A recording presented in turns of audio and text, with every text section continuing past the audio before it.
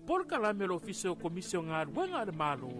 Talofa ma le laufufonga fia. O le seni au tu o le whaale leo o nanga ina ia bave ma atu o tōna le whaatinonga. Ma ia whaia ma le laufufonga fia. Ia whaataua ina le whaale leo o nanga lau tele. Ma ia wha malo sianga tau sile tangata whainga ruenga uma le malo. Ai maise teime tau tuai mo le malu o le atunu. Ia mata ata ma wha alo. Ia whaataua ina foifina ngalo whaalia. Ale ma malu o le atunu. E alai pepa fesili ma le ngaru e whaatasi ai. Ma le malu lau tele. O le nau ta inga. Ina e tuina atu se au nanga ma le laufufonga fia. Ma le wha maoni. E wha mani e ina e so se tasi o le malu o le atunu. Ilona vave ma le lei ato o toa. Ma o nei swinga uma e a mata mai ia oe. Wha ma ite swinga le lei. Talofa ma le laufufonga fia.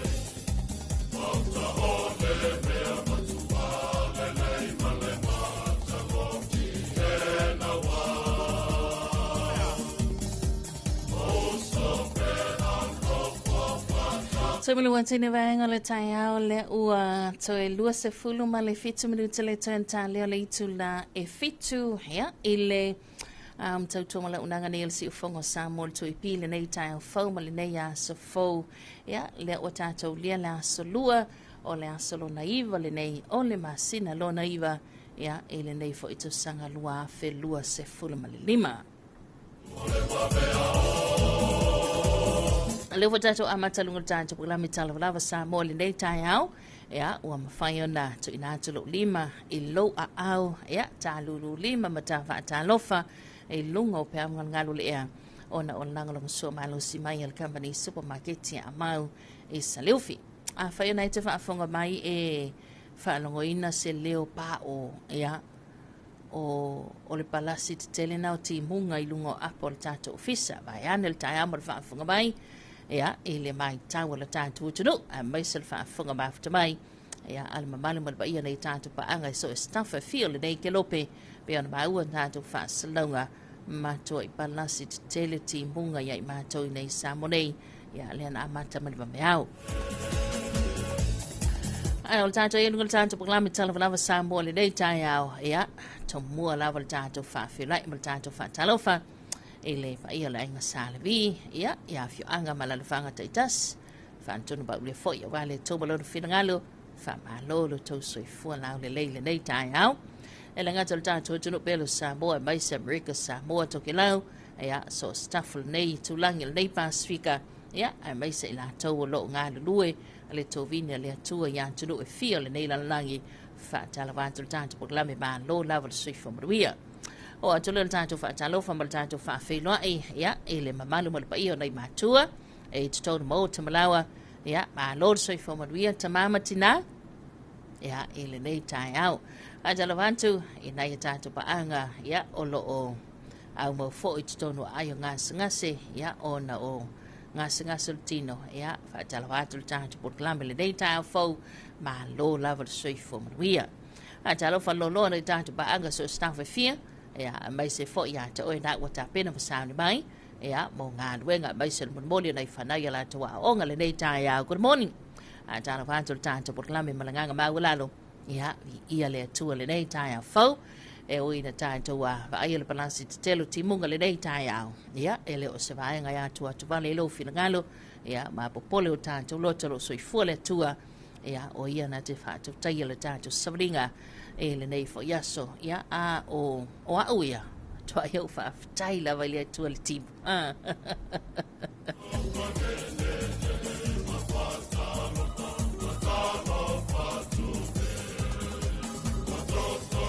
ia tātou se mal tātou tuto lunga leina Talofa ia soifua mnuia ia te oel taman le tai au ia marola vai lau Sua. Wa mai oe, Talofa tu lau sunga man pa ia lo tau ainga sa swa.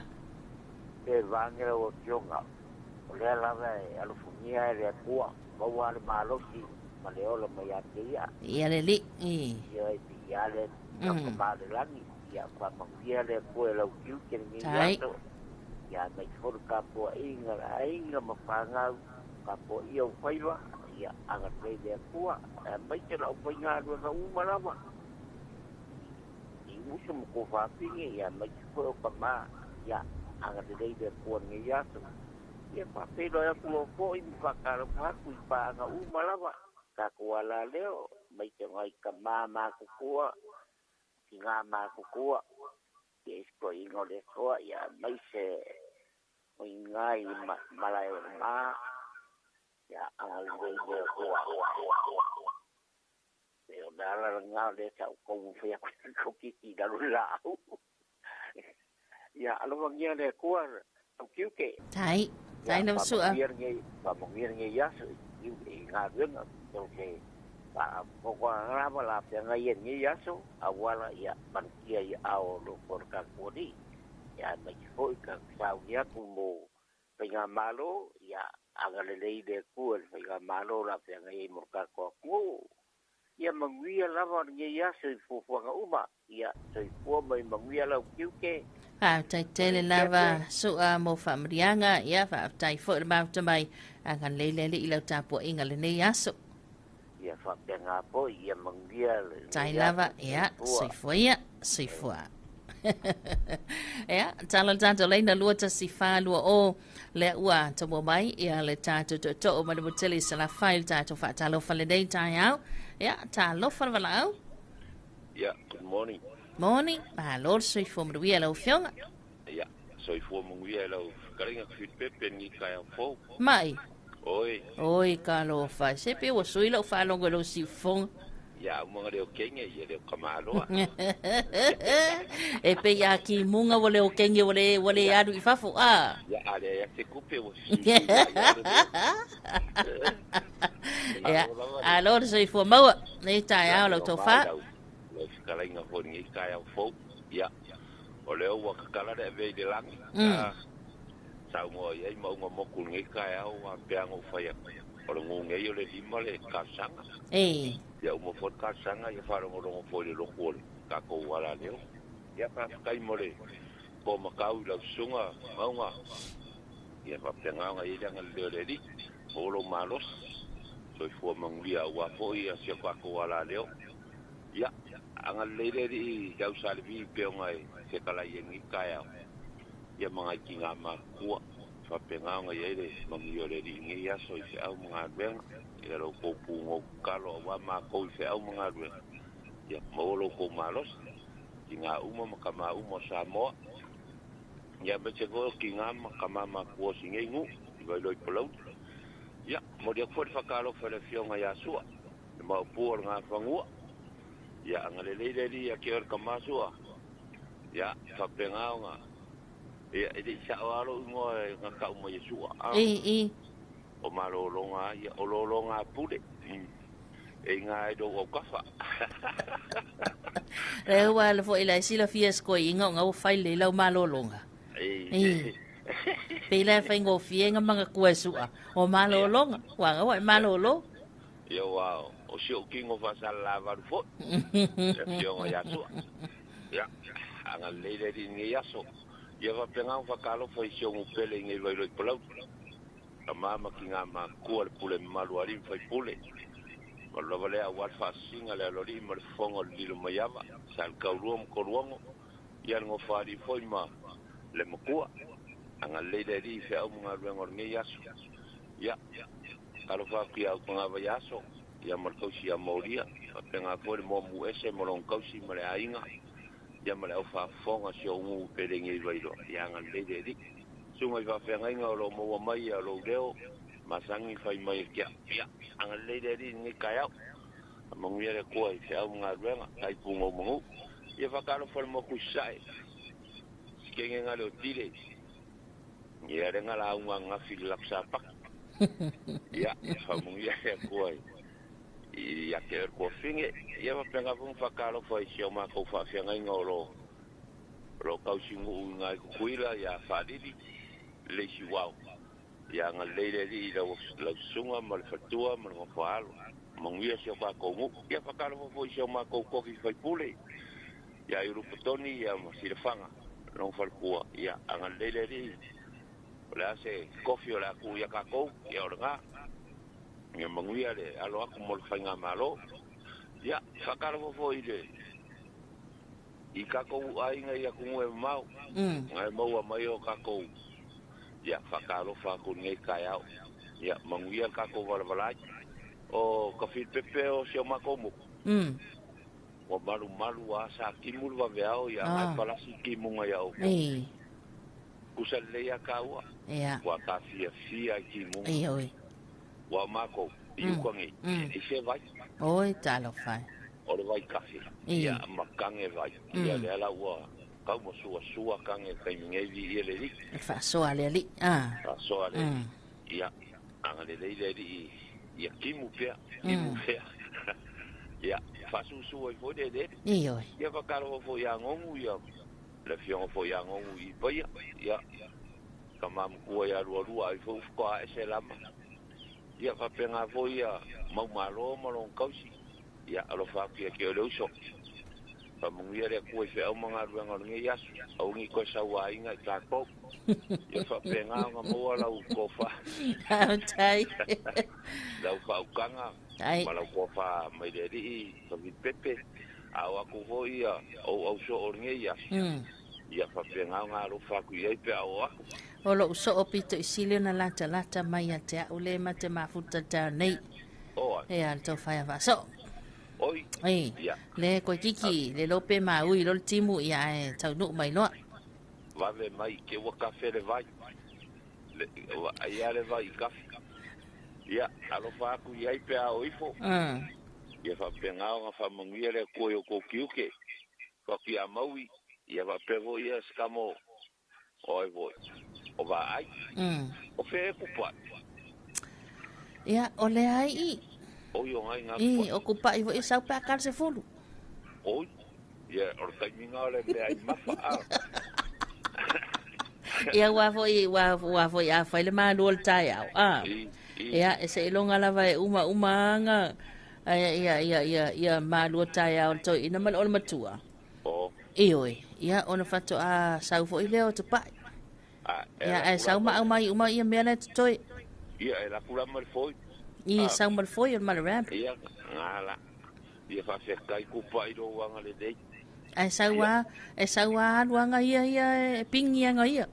Voi. Ia. Ia ka mai kikire. Ia alo fa ku ngi yaso. Tai. Malo la varsa afi fa kai molo wa vango so foi ia fit pepe. Tai tele la vai lauto fa ma il vala mai manuia telefo ia tuta ba fai vol dia so manuia lo tampo inga. Ia fa stai. Ia so foi ia.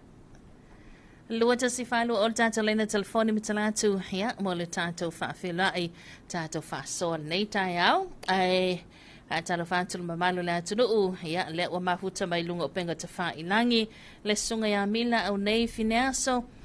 Good morning o el penina tau tele talitonu o manuia o mal pol kalame matango fie mafuta atu au kilani manuera ile pol kalame a wanga luenga fianga ya talitonu lo manuia o yes after tele la sunga mila ia o lo manuia I mato uma ile anga leo leli manuia la waso lo fatu. Morning, ia le uso ya molotomi, ia maselato ainga ina New ia alofa mo le uso fa te tenen mafta mai. Tanavantu le fionga ya fui avelili fa fili pe afua, tai manuia, ile nei tai fo fa tai le lofa mlanga le le tato tapa ausili le nangi, ia ua ia fa sino mai lo so fuam samata wola le yaso manuia tiutem favor o le yaso fa te tele la fionga fui avelili manuia o tiutel nei tai au Talofantu ia ile faletoia efrate la longa fau tai au manuia. Have a blessed day, thank you much, beautiful ia fa pena fo ia te oe male ainga manuia tele nei yaso mana ia le timu tala feunga maula au malau fa toanga mawale hani sua maliela wa I ferrate I nei fatoia ia afia tu ia ifa tau so hani mantango fie talo vale sunga ya tai tangwai ia ele nei tai au ia talo falta to nunga laina Soifua manuia le nei tai au. Wala o ki pai ya non. Nonu, ma lord soifua manuia e te o te maa wa mai. Mangu ya la mo pa. Ya le li. Ya le li lang kau singa. Longa ngale. Ya ngai lo fa ngai ba ko ni se ma ko ni pai. Ngai sungai pa fa ngai mo la ko ko ku me se fa nga.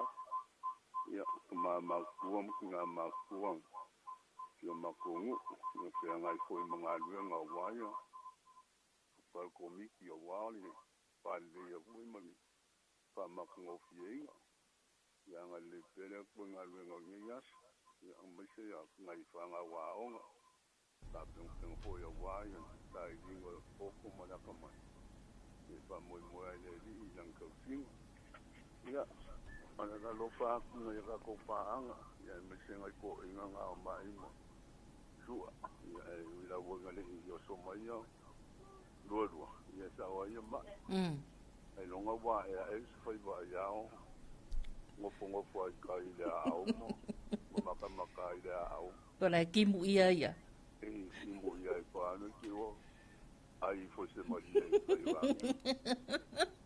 ya lo pa ko isko ina na do ya wa so tsan ya me senta ko pa nga masang la ya e mete malo ko ofisa tai ya te famia ngale li do ko ofisa wali do ko ingol ka ko ku ya manguia fu ngal ya manguia ngal ya pas ko ko mo la vongo ya tai tele tai lava ya tai tele ya te te mano no mo fa manianga tai foi mo lo sao anga le foi le li lo tapo inga ma fai val ne ya tai mala mai ya soifua soifua lua ta si falu o lo mtala to bel tata le telefoni il tata fa so nei tai au fa tala wanto le sunga ya tai tangoa e soifua manuia le nei tai au fo le anga le leo le li ya le lo ma futa to sini Australia nei le ua tolu fa ono a mo ya ma to i nei nga luenga nei po ma tango fie na auto o nanga ya so tai tasi lo fateliatu. Ya, good morning, lausunga taitangwai. Ya, ma lolo on sa itu te mga luengal nei po ya le ua la talfa le ua tois fultolu ma nai minute nai sekone ona ta leo le fa ina singi Australia. Ya, ai ma lola val on sa inga luenga batiute. Sunga Juliana Smith, Talofa lava ma lolo soi fomruia nga luenga nei yaso le nei lawa pongi sa inei Mountain Melbourne, Australia. Ya. O le taimi tusa na leva veao ya o tatou lea wow manuia lo aso Juliana ya alofa mo e male ainga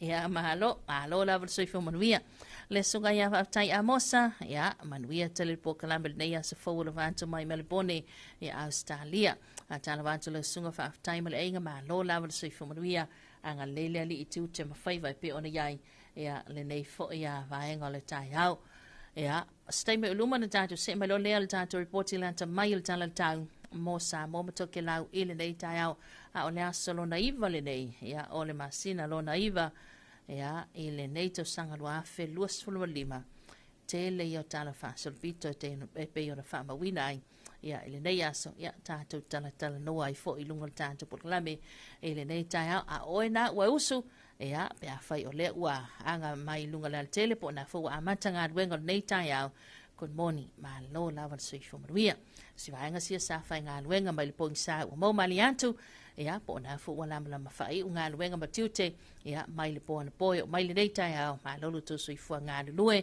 ia ma anga ia tu ia inga pai foi na wanga mai lunga la tele fai sina mas se e male sule wala ia tatou i nei samo nei ona tu uma ia tulanga pe ona balance tele ai ti munga le ua ma wasina to ia ele nei taimi ioi ia nga le lei lava le ali ia mai le lao le lei ia e te anga ai o ele tangata fai ngā luenga ia mai se fo il moli nei fa na ia la tawa onga ia e pe ona yai se malol tanto taimi nei tai au le o to e ona mala afa minuto le ton tan le le tula e fitu ia fa talavantu le sunga ia petelo sanele soifua maruia to a B radio program ia manuia la onanga God bless from Melbourne Australia fa te telebida manuia tele nei aso lau sunga malainga, a talawantu le sunga ya yoapo lomu tino pese, ia manuia tele nei tai au, alo fatu mo lau sunga malainga. O le a tātou se ma tātou whaafifianga, ia, o na tātou toi tala noa ino lea, ia, ele nei vaenga le tai au. Kolisi maununga le fifi malifa, manu o le vaveao, ia, tau sangi lunga o funga o la au.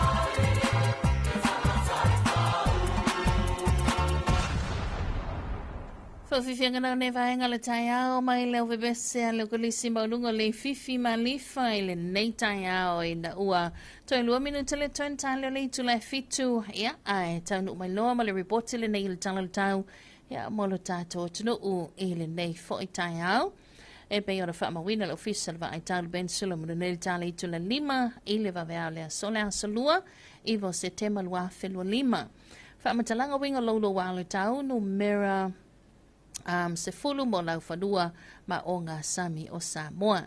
Wha malusia whautuanga mo timunga mamafa, wha malusia whautuanga mo o ngā sami. O savili malolo sile na ito lau o lo te oto i sifo la tane o ngā sami o Samoa, o lo soaswani au maia se vaenga winga lolo wa le tau e peo na wha mawina i le tau nei. O nei winga lolo wa le tau e wha moe au maia timunga, e whio lolo wha solo ina mamafa i nisu taimi wha pia wila mawhai tili. O le ana fuain fa malo sia le po o fautuanga mo timunga mamafa mo lau fanua umo Samoa. Ma e yailwa ai mamau. E ono fa malo sia na buta ingo timunga mamafa i se taimio le so, pe a fai e fa awa pea nei winga lolo wale tau. O fa momonga la tamai lo atangi ai le fa solo ina fa iti o ngalu mau mamaua lunga pe tai. O savili malo losia lo ta oto i sifo mai Samoa, e ona toi au mai nganu e afua mai savili fa pea uma maua lunga e o atu le lua male afa mita. O nei winga lolo wale tau fa moi ono a fiai o ngā sami umo le antidou, mai le aso tai au fa pea ngā solonga o le nei vai aso. Ona o lea, o lo fa amanu si ai pea le fautuanga mo o ngā sami umo Samoa a wale sau ngale mula tele. A vianga o no lia mai ai, a fianga i lau whanua, e timunga ma e mamawhai ni su teimi, pua oa ma se a wale no whanga mawalunga, ma e lono vai no whanga i tafa ta whangala, e whaatau tau savili teimi o timunga, a e moa fianga i o ngā sami, e sau matatafe a wala sami. Wale isi wamatalanga winga lolo wale tau le atu ina bai, pe a tali tula lima, e le afia finei. Very blizzard good morning once again, Samoa. Here's our public and marine severe weather information for us, issued by the Samoa Meteorology at 5 o'clock on this Tuesday early morning, today the 9th of September 2025. Heavy rain advisory is still valid and marine advisory is still valid. Strong northwesterlies are concentrating to the west of the group, steering a convective zone in associations with a trough of low pressure that is slowly approaching the group's land areas. The system is anticipated to bring periods of rain with moderate to heavy force and thunderstorms, and this has prompted the activations of the heavy rain advisory earlier last night. However, should conditions continue, the heavy rain advisory may likely be upgraded to a warning later today. Recent observations have indicated a slight decrease in wave activity. However, the aforementioned strong northwesterly winds are expected to usher in another surge of wind, waves and swells of 2.5 meters over the island's marine waters, which will persist from tomorrow onwards. The marine advisory remains in force for all marine waters South Samoa due to this approaching wave activities. Potentially matter for Samoa over land areas, periods of heavy downwards with poor visibility, foggy and slippery roads over mountain passes and ranges, and pulling near roadsides and waterways. Over the marine waters, expect gusty periods during rain, strong currents with very rough seas. Elena, reporti lanta mailena tala tau ya molo tato watudu Samoa ile nei vaenga le taiao ya le pe on famawina ya ele officer vai tau ele pensula mo nei manino lava tulanga pe on el tato tala tau nei taiao ya o le tu ina bayai ya famalusia fautuanga moti munga mamafa famalusia fautuanga mo o ngā sami ia e pei o nei aile nei vaenga le taiao ia mo no tātou tunu lono winga ia o le alawa i mai tau ia whai lawa sina palasi te telo timunga ia tūlanga e pei o na iai ia le tala tau ia i tātou nei le ana amata whaamarusia mai whautuanga i le poan po o lea e lanu moni ia le tātou tala le tau ia e le nei vaenga o le taiao lono winga ia e whai whaatataua ia iau fuafuanga ia tūlanga i pei ona ia le tātou reporter tala tau staimi ona ma wale o le au te lenga fo ionisio vaenga pe ona iai ia tātou o ngā sami ma tūlanga uma pe ona il tātou tala tau ma sani tunatu whaatasia matoke lau ia e le nei taiao ai o le o talo minuta te nei tula e fitu ia tātou se mai sina tātou whaafifianga le nei taiao ia ona toi te tala le tātou le na telefoni tātou puklami whasoa le nei taiao. Whaafifianga te lupa besa nei a le sunga ia se ula. La sa ila leo tuna e timu ngai to maia. Timu ngai se to mai. Se ipa amalu ane ai.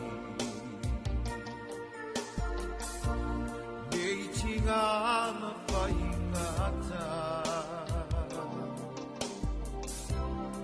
Ua o whaaloha iai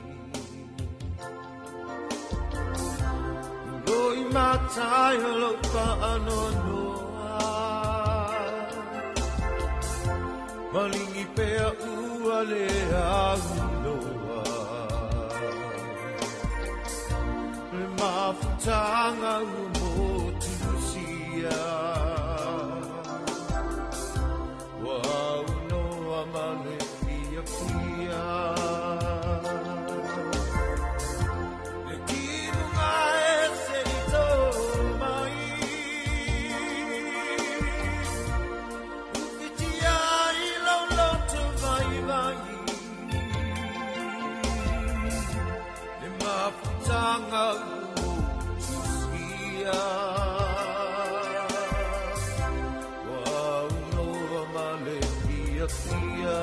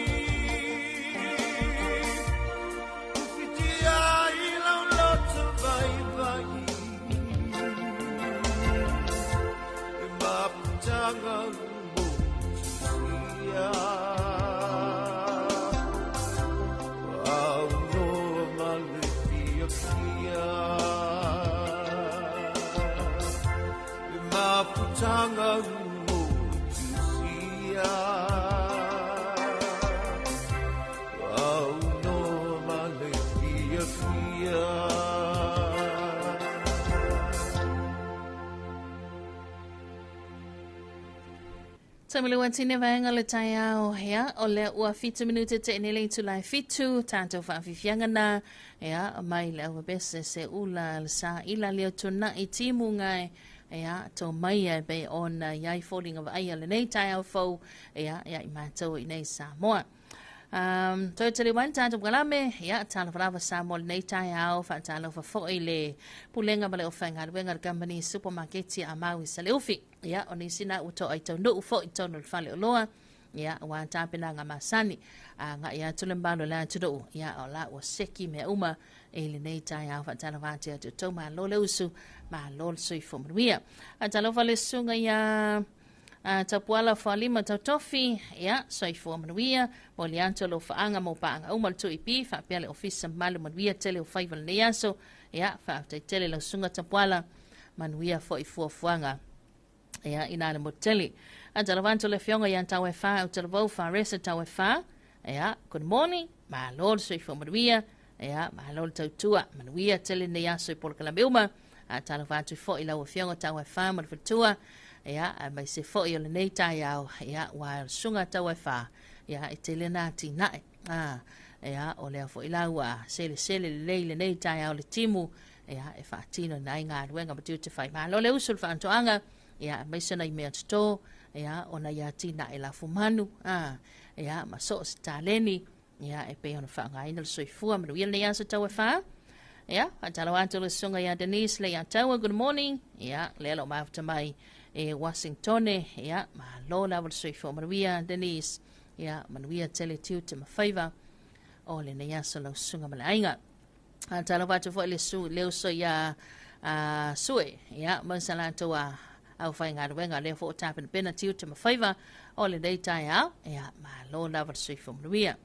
Si vaenga sia leo poma skula ti ya le sa nga lulu el po na po na yeli imta mai tai fe lava vaenga sa po wai ya ma lo lava lo na sai ba lo nga lulu ya tulanga pe ona itiute ya one nei vaenga tai au ya good morning ele fale tua ya fuea ya ma le sionali ya antema ya ma lo lava sui fo maria le tai au ma lo le usu ya tulanga foi pe ona ita penanga masani ya ngā ruenga batu te whai o le nei a safau ya ngā leifo ili ali ya ngā ruenga batu te pe o na fofoina ya mo le nei tai au tana vantu ya ele sunga ya lusenga ya masalato ainga manuia tiu te mawhai wale nei aso talo vantu le nei tai au ina i papakura tina ya momoonga ya male ainga atole o sea naila talo fafoi ya setam salato ainga ya talo fantunga ne mia ma fatu male ainga manuia tele o tiu te mawhaiva pe ona yel ne yaso talo fantu nai fangarei ya tonga ne ya yoelu ma fatu ya kaili salato ainga manuia tele nei tai au ya to no fantu ya pe foi na talo fantu ya ina tato paanga le sunga ya su Michael Siaki male fatua ya male no falo ina Christchurch ni sila ya good morning brother manuia tele ne yaso mai sana yalo matamba fana wal ta to tunu ya olo wa ba ni sila ba Australia ngarwenga fa vai taimi ya ma lord soi fo manuia ya to ma lo no sai ya sa ilinga manuia nai ainga nai matua nai fana ma te to lua lo ta po ya tu ya o to fai vai nei sa boa ya anga le fo ile li ya yo to tiu te fai nei ta ya Pantano vantu so tina kisibia ya bai se fo yo le to fai a moi mausu fo fa ya bon to sia naila talo va to fo ya pati bai se fo yo u tai o kisa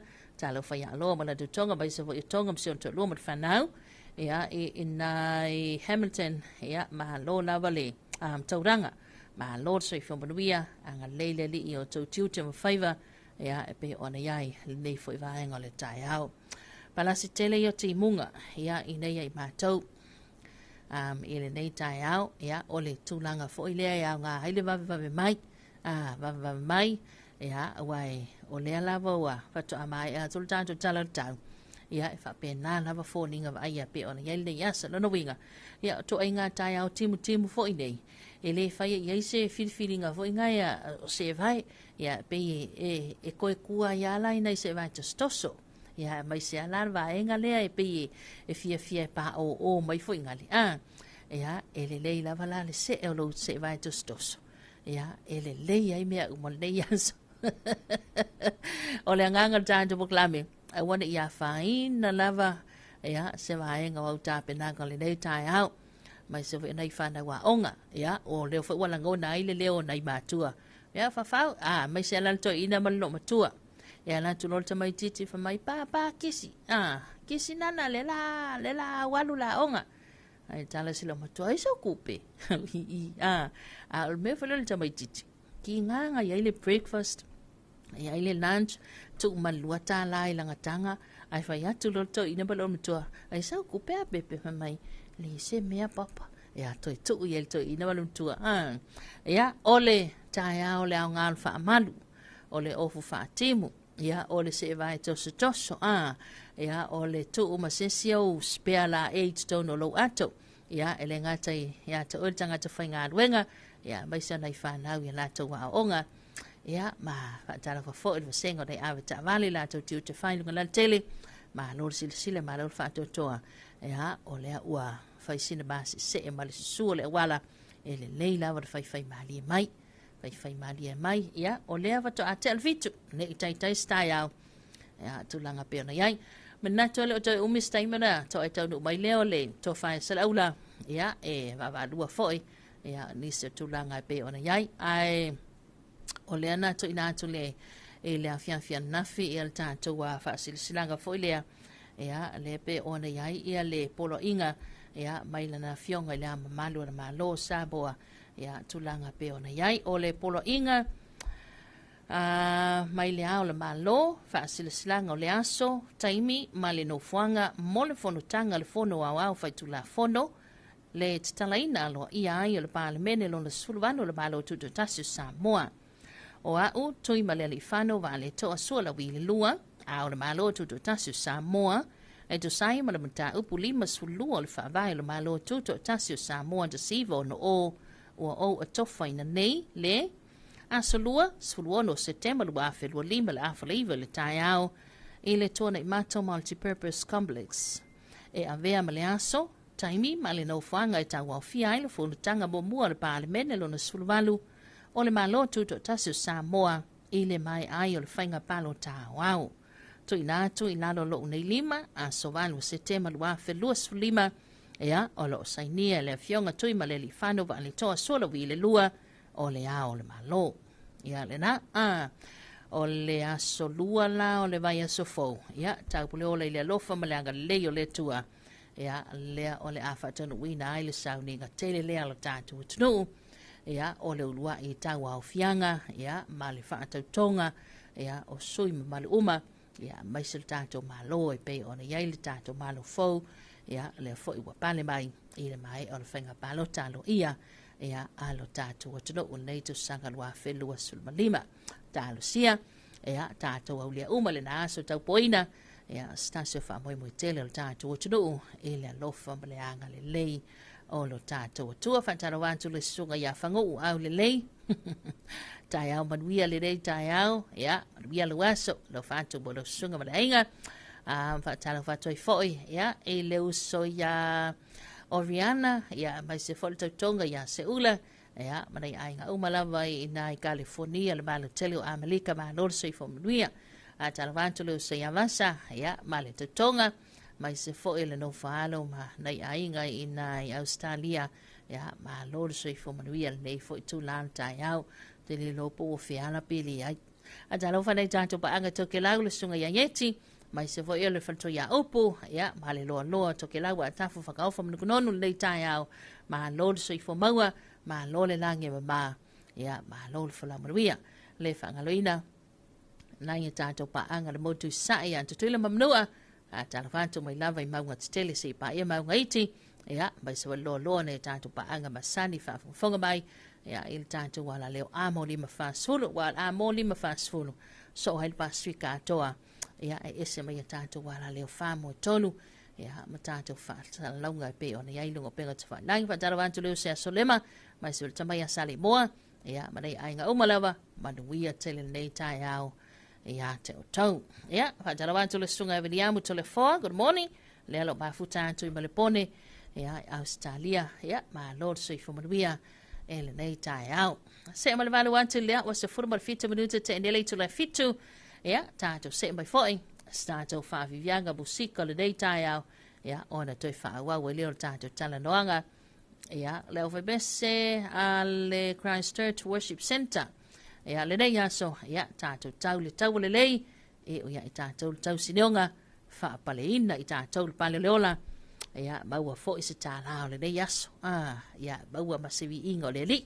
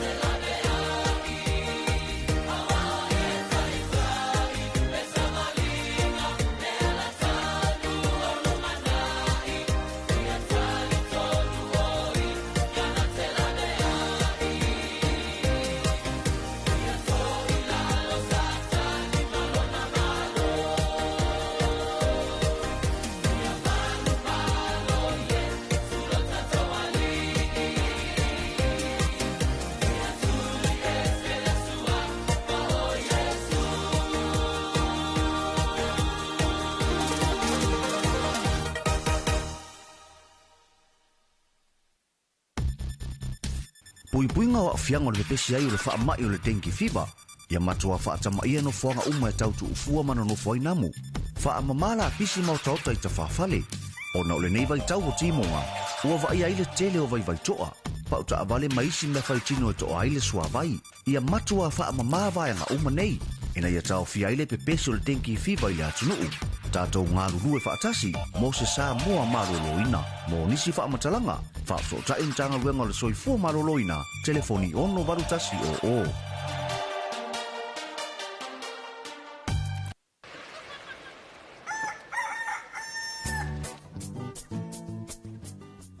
Talofa lava. Yes. Ua si tia le tau o fesuia ingo tupe whaamamoli le Western Union, o lona winga ua whaateleina tupe tala. O le a whaititia tupe whaonga e lafo mai ai te le o le a talaina. Ha whea nei le official e #1 currency Western Union pe wala au mai i le 250 mo nisi whaamtalanga i suinga maua e o taua fesuia ingo tupe a le Western Union.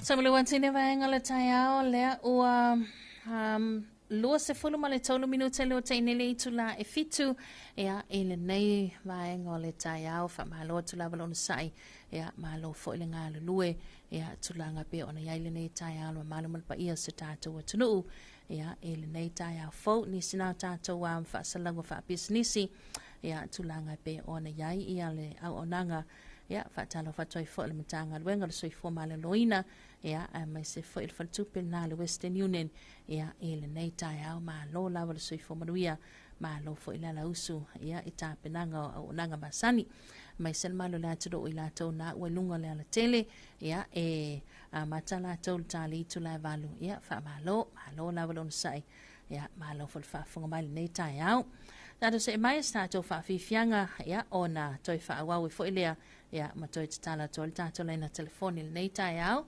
ya ole pese mai le au fa pese ya a sive vainga walesi.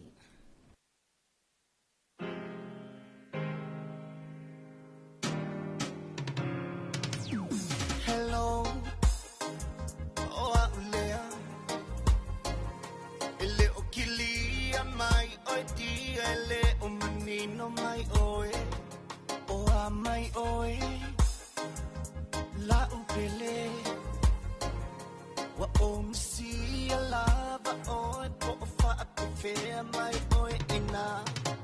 Hello, fair e oi. Sau le langona sulu leo pe te le fi tsala no mai a o e a ua ese o te ilo le le usui pe ai se me sulu uina sa o e a o te langona ina o a mai e o e ina.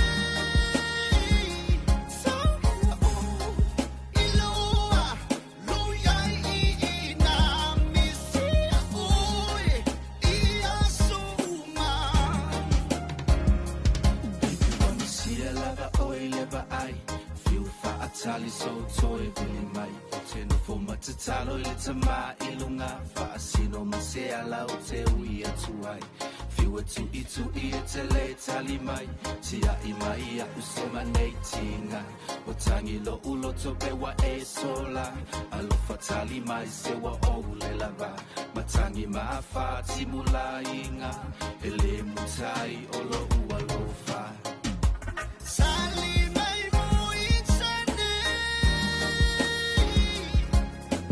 O e no folele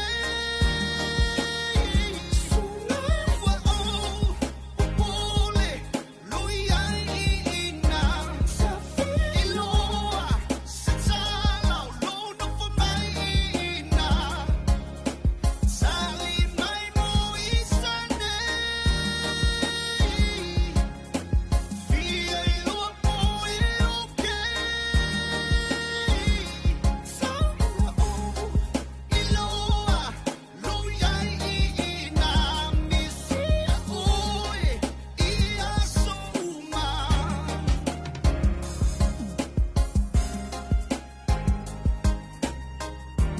Whawhiwhianga nau ne vainga le tai au mai le au mbese si ve vainga wa lesi hea e na ua awhatonu fo I male itu le fitu o a mai oe e le nei tai au hea o le silina le tātou whantu pese o a mai oe le nei tai au hea o le fo e mai tau atu o le fo ua a mawasina toa hea mawasina maselo le nei tai au e le anga I mai al to tele Whaatalo whantu le tātou proklame e le sunga ia o se whatu la wano ma a lor soi fo manuia le nei tai au fau a lo whantu manuia le tiute wala a watu I Hamilton ia e le nei tai au ia good morning ma a lor soi fo manuia lau sunga ia se whantu ma le ainga ia a lo whantu fo le tātou proklame manuia le nei aso a talo whantu e fo I le sunga ia nesi yeni po ia nesi leni ia le alo mahuta mai me le pone o lea ua afarfa ia ele nei tai au ia le afarfito ia I mātou I nei Samoa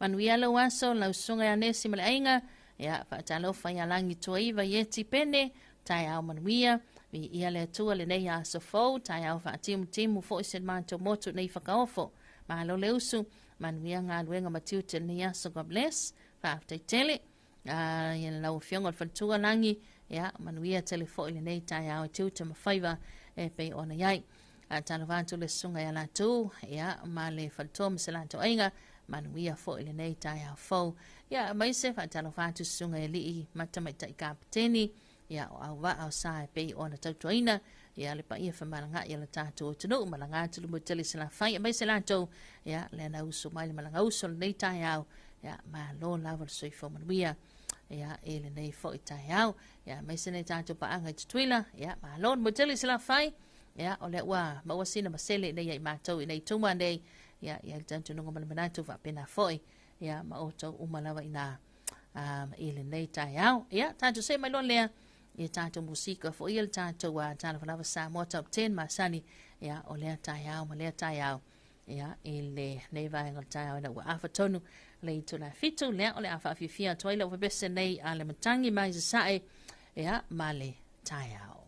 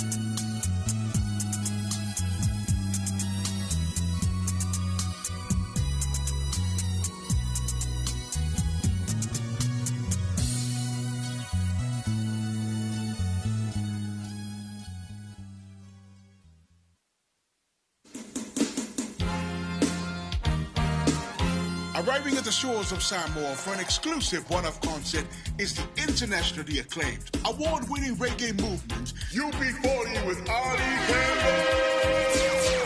Brought to you by Agency 43, this is the great Ali Campbell's first time in Samoa. With hits like Red, Red Wine, Maybe Tomorrow, and Here I Am, Baby. It is a day of sing-along session for the entire Ainga. UB40 with Ali Campbell will go down at the Apia Park Arena on January 31st, 2026. Now mark the date. It's the spot. Keep an ear, an eye, or maybe a finger for more information to come. UB40 with Ali Campbell, January 31st, 2026 at Apia Park Arena. Here I am, babe.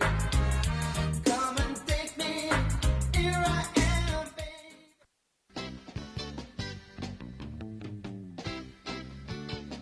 Talofa. If I feel like it's a malo just off at some like with local nature out. Or if I just sit to nail market fully, follow loy no out nangan nupifa.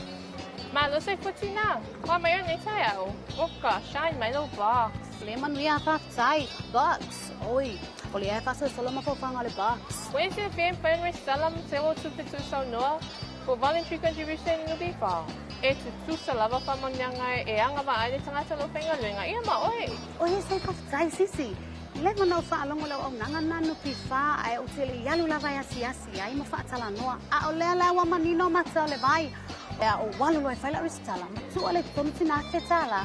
I am Matai. So, Casey. Mula Ristala nupifa. Fine fascinated office a PM San Longa. And all of the panel never manaumia. El no massive song.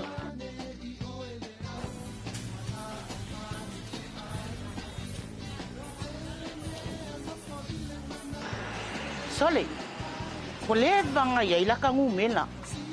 Au ke le go lopo ye sa paling kan bifa. Ya la nga kulanga. E mafaya ngfanga la ngumela kuai e kongkong yemela sa fanga. Masyaki la mavaenga pe wakao ngasui. Oh, ma nga ye singa fa manga. Okay, lo wa ka ka ngasui la mavaenga. Awa popole. E tu saleya famyanga lo mawe oile fa sa fanga tu sa no. Male sui lo fanga wenga. Mawal pasene, mafaina faina lo. Ai mai se famyanga moe maliliu. Papo desi pe amitaya. Oi se fa fekai. Se i koe su e mai la ngumela nupifa. Se i ke wo le lima fele wa maua.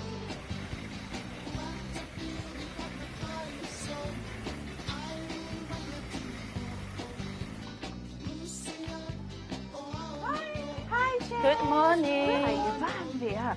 Mo may restyle le apan nupifa le. Le siaki le pale ni. Uso. O mana o restyle po kalantanga solan nupifa le na fatsami la mai le si pai tsai. E fa pepe ona siaki la pale ni no telefone. Ba ai ui. E ia le macho o nanga mafai ia ona siaki la pale. Ia. Sila foi ui. Fai ngo fi ia. E mafai ona siaki la pale. Tsala isa fanga mo ila tso o hitai. Oh, tsala sangai no nga tsupelaiti. Ia sia o nanga. O le fai ngo fi e le airplane nupifa. Ioi. O le fai ba. le fai patoanga, le fai la fumanu, mo whaatau so o se mea tau lima I so o se makesi.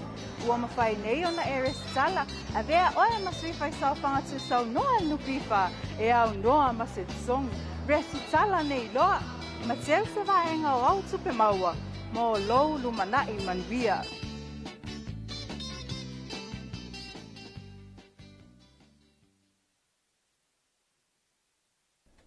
Tawala tine vahenga le tai ao lea ua toi lua se fuluma le tasi minuta le turn tali le itu le valu ea o nisina tātou a whaasalango whaalau loa fo e mal tātou a whaala potutonga ea o le nupi wha e le nei tai ao ea a maisel whaalau loa le kono seti tele na le UB40 ea e le a sotolo sutasi le masina Januari ea o le tausanga faulua fe lua se fuluma leono.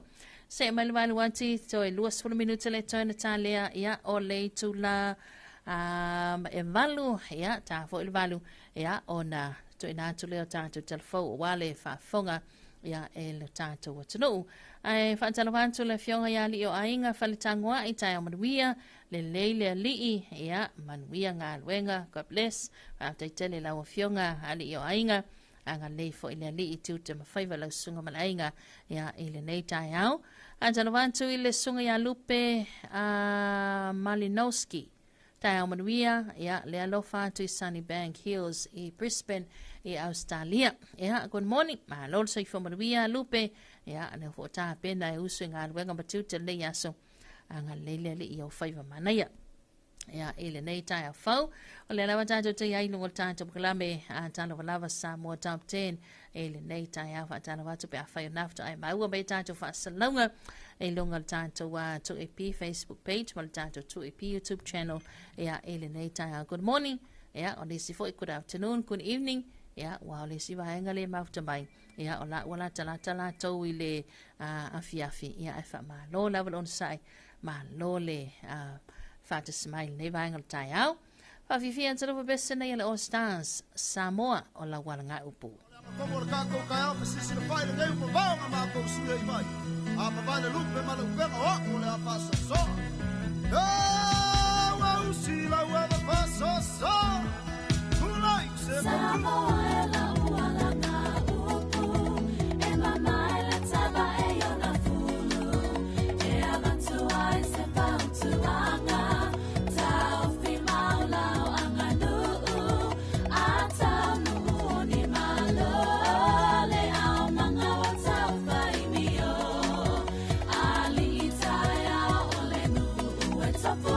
Time,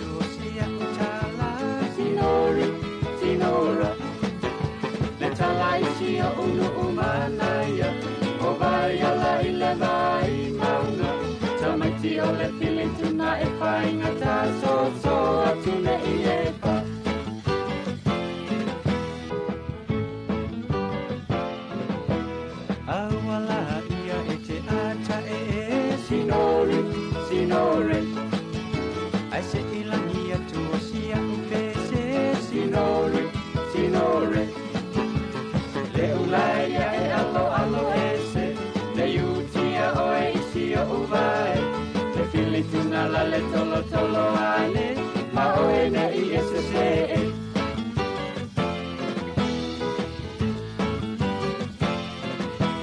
wa ona fone la o fili sinora sinori te o te sola ese pe suanili sinora sinori a ua mawane o sia utasi talava ina o tau fa'alili leanga oe e te fa'a mai mai ma oe na I te iwa I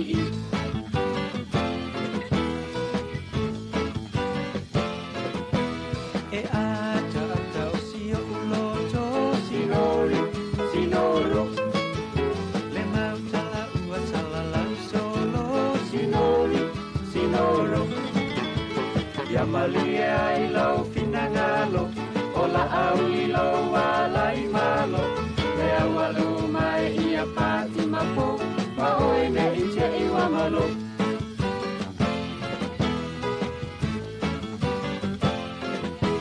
ia awala e te mata fa'a utu sinori sinoru ai so mai sau se I tamu sinori sinoru ai awa e te whaalongo I se talangu me utia oe I se tuna mumu e tā oe I le siu te ia ne ua e o titu sinori sinoru sinori sinoru sinori Vivianga da musika sui fefi loyal nei vaenga o le tai ao ya mai le o bese le tapu tota trio ya ma sinori sinora o le masanga la vaenga ia a tara watu le talanga vasilienga ya e malata o ngā lulu nei tai ao ma lo la sui fomruia ya fa talo fa toi fo e vale tausi a miriama ma lo na fale loa ya e le nei tai ao ma lo la sui fomruia ya ma lo fo le uso pa talo watu le sunga ya matile ya si o tina ya tile msalanta wainga e nai pango ya alo fatele atu maduia tele tia le nei fo yaso ya toto ya maisel nei yaso fua lo vanto mo tile ata vanto le sunga ya etili siake good morning ma hutatu isavai le fanga ya morning eti maduia nei yaso ma lo vanto fo i ata vanto le sunga ya Aina Gibson Kippens ya Geretti Talofa lo sunga tama itai ya wa fo madu yellow tayao ya ba lo volus and we are telling the yaso ya tiute ma favor pe on yai ya le dei fo ivaenga ole tayao ya va talo va to fia lava ole ua ma va tasi fo ia male to fa sele aula dei tayao ya ole afetau sa olo talan vayat ya etau fila vale le tim ai se fa sa mai ia le e ale sa o le fionga se laula. Morning se laula.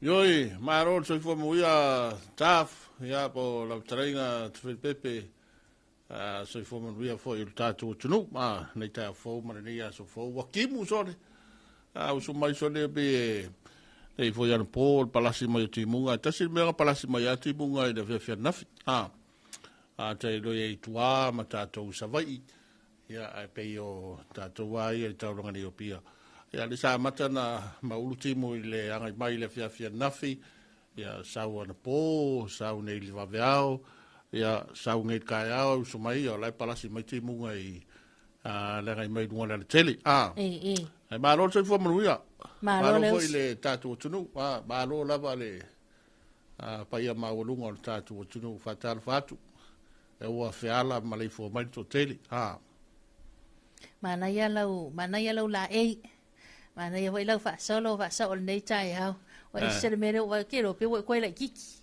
yo o le langu le o le si vang fa fai de I fa lau loa pe rang fe rang mo man pa lo kai de fa oi o le ala te tau o mai mana ia lau fa solo ko ke ngai ma ko mai so le tele ya o le vo ina tamua mai lava ia nei to ina vo ia ya ma do tele se la fai ya le tamaya so ya ele mo fai fa ngaro ina lo fionga va so Ia o tau whai a mai se voi o le sunga ia nonu. Ia nei tātou paanga o te matea. O ka manga le waringa e mo me hoe ka nguru sa wari wat. Ka nguru ai aro ku whawhinga nei ka nguru le sa wari ku sa fol ka nguru sa. Sa ka nguru na wharo ku lai la ku fol ka nguru lai se si me rea kai. Ai e se wala ka nguru le mo ka kofi so ka nguru sa fa. Ia o mori melo fa anga nei to ina mo lo to fa. Le lek ha te do male fa mo la to cha to no palota.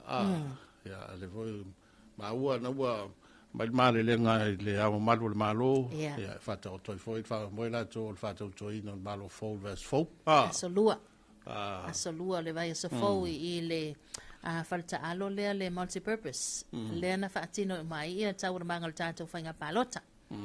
Maia walang ho le asi le fia umar tato tudu o le fanga solonga luenga I motofono. Ya fa pe foi le office le fono, fa le tusa le fono wao. Ya o disi na nga luenga tele o le fanga solo I nei e danga I mai peninsula. Pe a fai wa leva ke ko o mai peninsula. Ya o nga luenga na lo a fanga solo le nga tele o le fa le tusa le fono. Ya e fa pe foi ni so nga luenga to fa le yala to le motofono.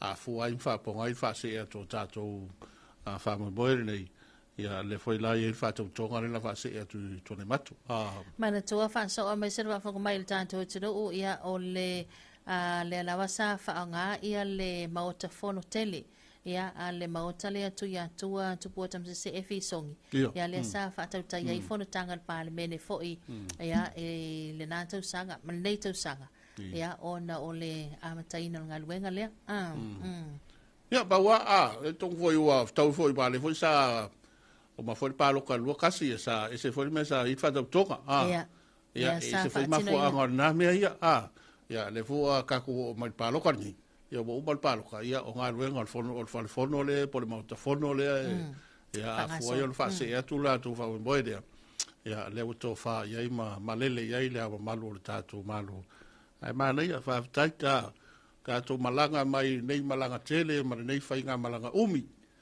ia o se tato o tunu e alu lalo ta yala o pulenga o malo fa te kalasi ia ina wa fina wina o tato matua ma taitai ia o tato saulo tonga ia mata mai na taimi fainga palota ia o pale mia sawa ia o nei o tato ia e nei foi vai tau pa inga lona sfulma le valu ia e fesusu ia fainga o me nei o baila con manga ia fo ni o ngei me o kem kalaseri taf e pe ho me manga ia ila uia mai tau o lo inga kofi kai e de ia se pao se vai nga fa fai po se sui ka vai le o lo kai minga ia ka ko wo fesiri pule le tunu mai le pule le tunu ia po feli lifa ia la mene o fainga fina ia le o tatu le taimi ai malo le o le sai malo fo ta puai ia malo fo le fili to tele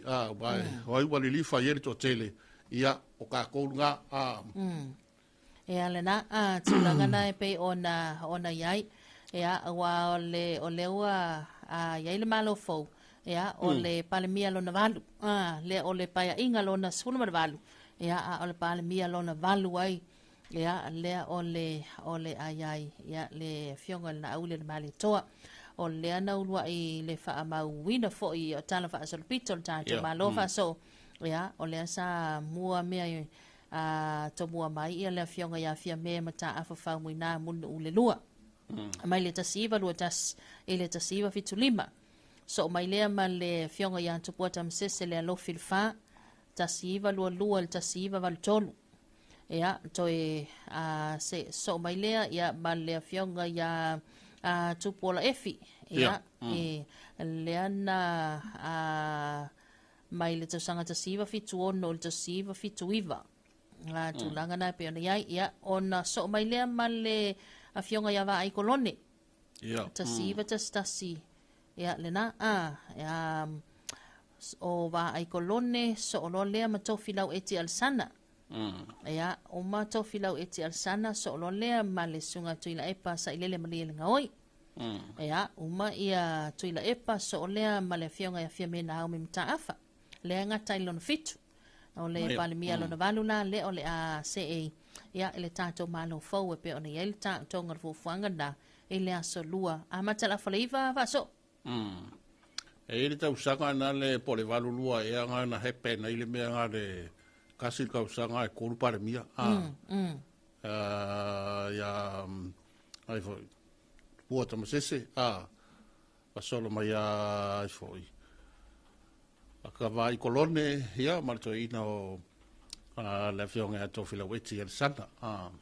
Ia, o nisi a mafua mai foi, nisi o vaenga foi o whainga whiwhilinga re nā taimi. Nā i le mena tasiva valurua. Ia, e tolu pare mia sa iait. Ia, peitai, ia, le awa ta oto ai le so longa le leima sa ta tianga file mulu ta tu tunu e uia o kere kala ma upu o fai nimi o fai nga filfilinga e maise o ta tu palo kar ni uma ya o tala fe unga fo ya ma ua fe tau i fo i mare nei vai tau o sa o teknolosi o tele a wala o fai ngofie o na faali e la ngona ma manatu ma fina ngalo le to tele ya wa nga i fo i me ia so ia e ka e mai foi de o ma ko ya so ye me ya a ka ko ta ya i ma so ta ina tele vave ma sa le tina e neo teknolosi ya o tele a wala o fai mo fie o na o le tunu ma tangata tai to tase fa ni ola to ai a te tau ma sa o tonga ya tai na ya o soli ai ma me o va ka puia ya malo ola e ka ko me la fai o ia o fa lo ko la ki ngalo ngo fingalo i me la sa alu fam singoka alu ave fam singoka ya o be umana puleira ya tau tanga ai o fai ta tu tala ya plan e pe ese fo ia ta tu tau nu mai e nei foi fai nga filinga o tele upo matala ya ono o sa ilinga lava ma le tau fai na uma le to tele ya matato uma al me siri wo uma uma yoi vai ole anga na ya uma loa ya bo uma ai kula mai ai fo ile malo ba yai tato na malo sa noa fa so ya se balta to time le o to minuto le ton talia o le tula e balu ya il manato ya se tato se ma stato fa fianga nei ya on so le matato telefo e le nei vai ngole taia ta fun high school memory ke Samoa matalasi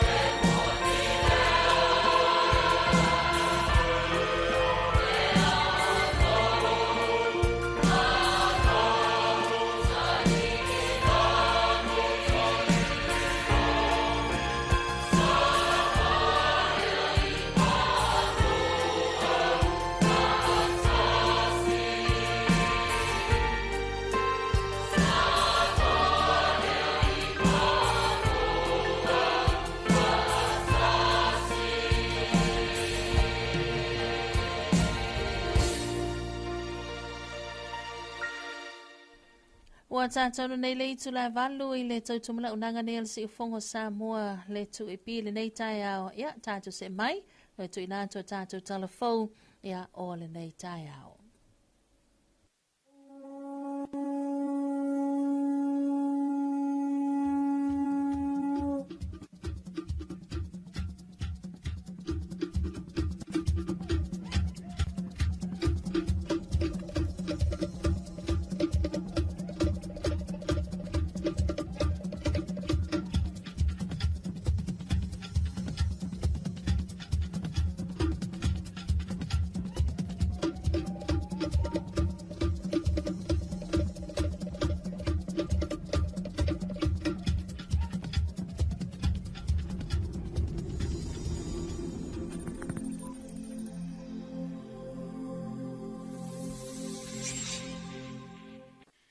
E fia lava te whaatal whātule nei tula alo maia o tātou tala fōu mai vai whanua. Ewi I le telo whaafitauri sa whiangai me le ofisa le komisio whai ngā pālota. I le telo whaitio ngā le atunuu ai peitai. E lei avele matulanga I whaavai ai le au whai ngā luenga. I le whaatino ino ri ngā luenga. Lea wai umale manuia le whai ngā filifili ngā le atunuu. Na tā ua tu ia whelolo o si taimi mua le nei. Wa ve ai o ia makomisina o whainga pālota, ai whaatino loa le pālota tele. E se mai ai whainga pālota laiti, a le tu malo vai monga numero tolu, lea sa tula I mai ai lauti muia a fōwele se wā ai. Whaatasi ai ma whainga pālota laiti e su e to o tolu le HRPP, lea na to e fo I e whaia la to whainga pālota, ale vena ale o whaleta wha, tu u ana si ile o tau si umu, ma mau usiosi po mai o le vaa ufunati. Na sauno le komisina e tolo na pulou I le au whainga luenga ono o le tutoa, ono sai e whaatino ai le ngā luenga, I le taimi puupu sa amatata pena I le whainga pālota, amatamai le taimi le restala ina ua mōli mawina le toilolofi atu le atunu I le taimi mulmuli, se yo o mai le whaatino ina o le pālota, malona whaita wina alua ia. E kōra pūro le whainga luenga,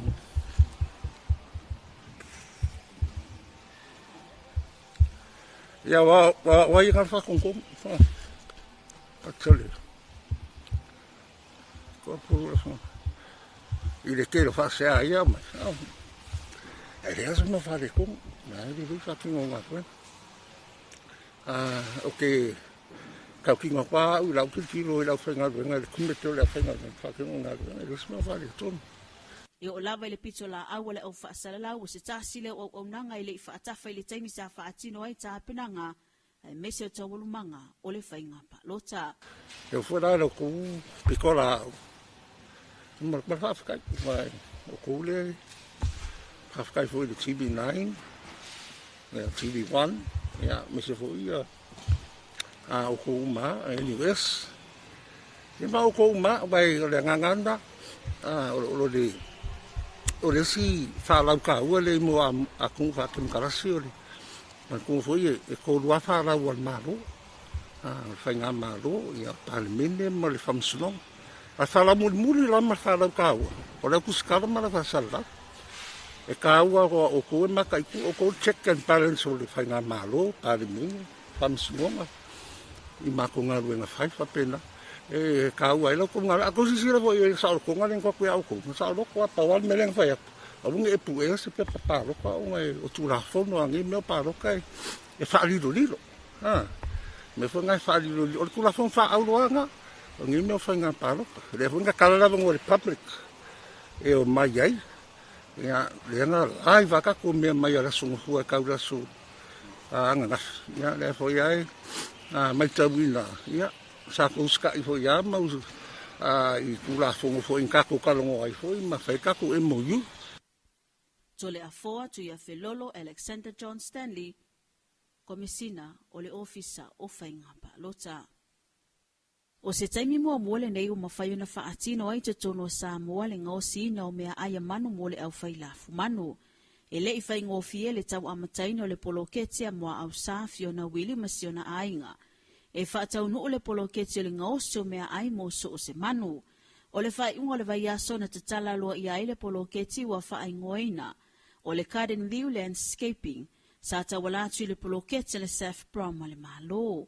Na ta ue mua au sao le nei poloketi sa a matatalo sanga i le tausanga i lua afe lua se fulu. Na maliu le tamao le ainga le tausanga i lua afe lua tolu. Aina whaato atalia le talo sanga i le whai ungo le tausanga lava lea. E langona ai le loto whaafitai ona o le loto ona sai. A wasa iai le langona wa le talia le la ua talo sanga na tuina atu. Ia peona tausisi la atu. O vaenga nei sa peona iai lave ai le tausanga. O le pa atoale si o il fanua. Ia sa fatu peina ele sefram. Ato ai ma le fale le tauti ala la itton. Ia o le vaenga na o le poloketi nei. Ia ma le masini le tati atu iluma nei. Se mai a ona faile o le demonstration e failo ai fo ilo na faongaina. Ia o vaenga na sa peona fatalusanga ina ile sosoani le sefram. Na saunua mua au sao le isi vaenga le talusanga o se fanua lisi le malo. Ona o le vaule e faongaina le poloketi. E ta ua le uso vai po le veti va kras. O lo o tuto fa amilo i le fanua. E tele ni au ngā o le la au. E me se lava no fuanga i ei ele solo i poloketi le malo. Pe ta i o le vaenga le wala asia i le poloketi nei. O lona faongaina. O le vili ina le o le vau. E whaonga e whai ai ia mea aia manu se i tulau le fiafi. Ia e mawhai ona whaonga e le au whai lafu manu. Ia ai le ngata foi lea. Ia o le au so se mea ola lava e whai ona whaonga ina. Ia pe o le tasi na o vaenga. Na tu mati la aima e se ai foi le maa ua tau sanga sa whapena tu inatu. E se mai le tele o le au whai lafu manu ma le au whai whaiva. Ia o le ala ua iai le so, malona wha moe le tala alo a iaino. Ta ue mua au sae tali mai le talo sanga au lo tau sa ili pea se fanua lisi. A pe ta iu le wai una wha atau le fanua ma wha atino ai lua le poloketi. Ia ai o le lona lua o vaenga o le ngaluenga. Ina ua matana ngaluenga. Ia sa o titilo fo ile le mai mau o le fanua le tala e lai mai e le ini meo tutu wai. Ia e pe o le vaenga lale na sa fua i loa ia le ngaluenga o fale ia e lua. Ia o le wha moe. Ia o le e lata mai ia le ofisa o fatoanga le ta wala mai e le fisosoani. Ai foi se taimia o mai ni lato konsale mai fa foi failato ngaluenga. Ia le vanoa ia fale mfaiona no fotongi ia e fatino ina lato ngaluenga mlato susuenga. Ia pe o tūlanga tā uana sa titilo anga iai. Ia ile whata avale ina o le seleni na ia mawhai ona to e whai eise si pisini si fo. O le sile fia le atunu o le polokete le Seth Brown ma le malona am tamai le tausanga i lua afe se funuiva. Mai silia ma le tōru afe le au whai whaatu anga ma la fumano sa ngā lulu e whata si ai. E le fau le tu umai o le tau awa le Packmas i le Associate to Stala Samoa. E me se ofisa fa asala lau te tasi. E pei ona tali mai eise tasi o mna onga o le asosi. O le whaatu peina leo se ofisa mautu o le Associate to Stala. E se lau male lima afe tala Samoa wa whaatu pei le Packmas a Ausitalia. E whaanga yo iai le ofisa o le Associate to Stala Samoa. E le o se mea alofa e o le whainga pa anga le Packmas a Ausitalia. Male Associate to Stala ni Joas. O le saswani la le Packmas, e le ngata le awala mai o le tutongi no o le lisi, o le tupela na e alu sa o lava le landlord e le sauto no le Jaws.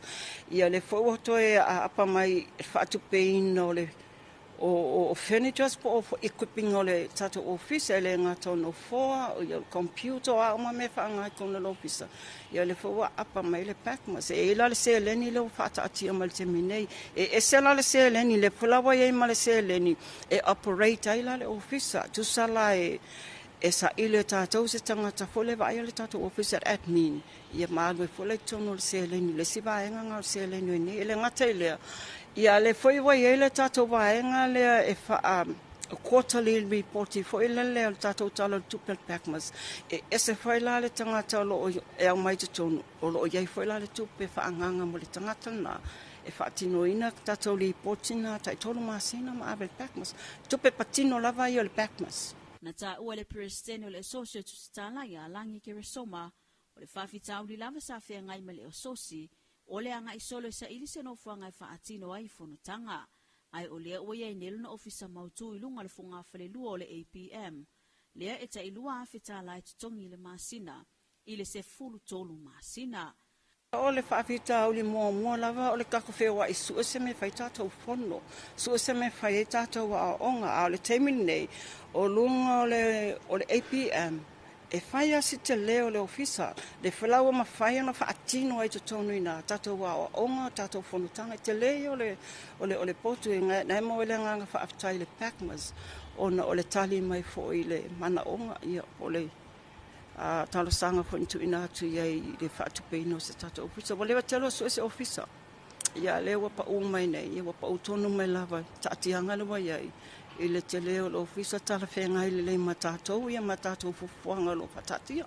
Na saunua langi ua whai sina tu o tele o le asosio tu stala, e le ngata o sui tuai ua leva o na iai, ai o sui fau ua awai, ma o le wha moe o le ofisa e wha mautu ma wha atino ai, ngā lue ngā le asosi. Wa tātou tala fau mai vai whanua le nā mōle nei tūla, manu ia tele fuafuanga o lo whengai male atuno o.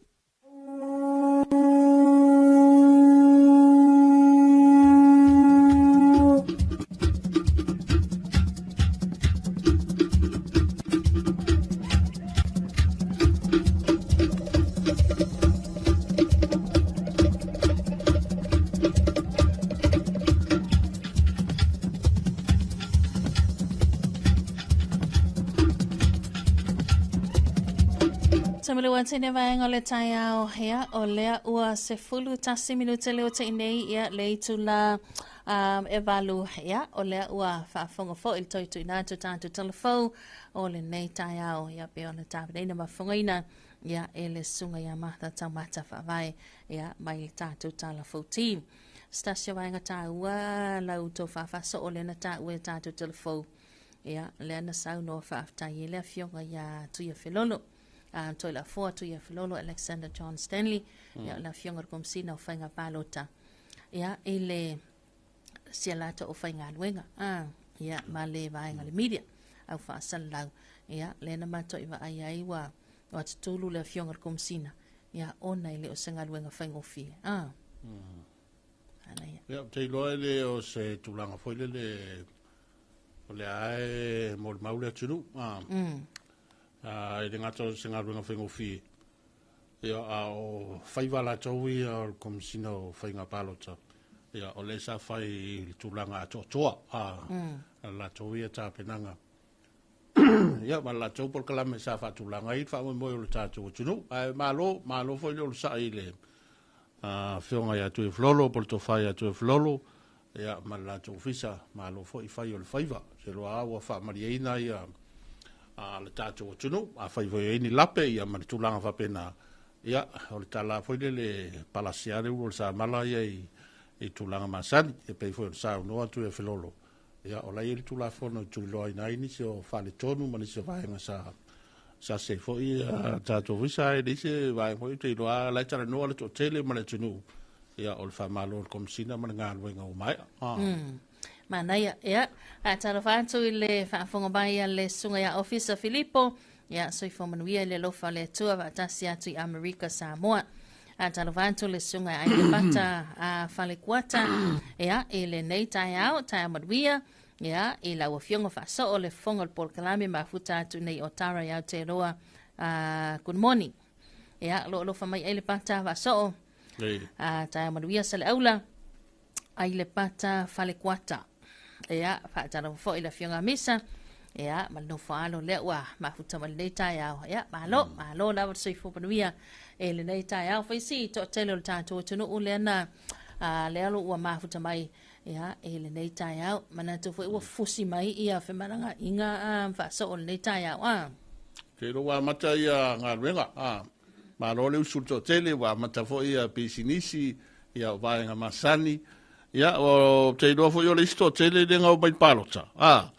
wa to tele o tato tunu le na malanga mai e mori mau e le tato fa moi moi ia mai la to le na malanga mai ona o le na la vei se fai numero to titi fo le la to sa va palota ia ma to tele ale sa mori mau ina lava ia so mai te le la tō le sa se si mai e tono taimi len fai le tatou whainga whiwhilinga.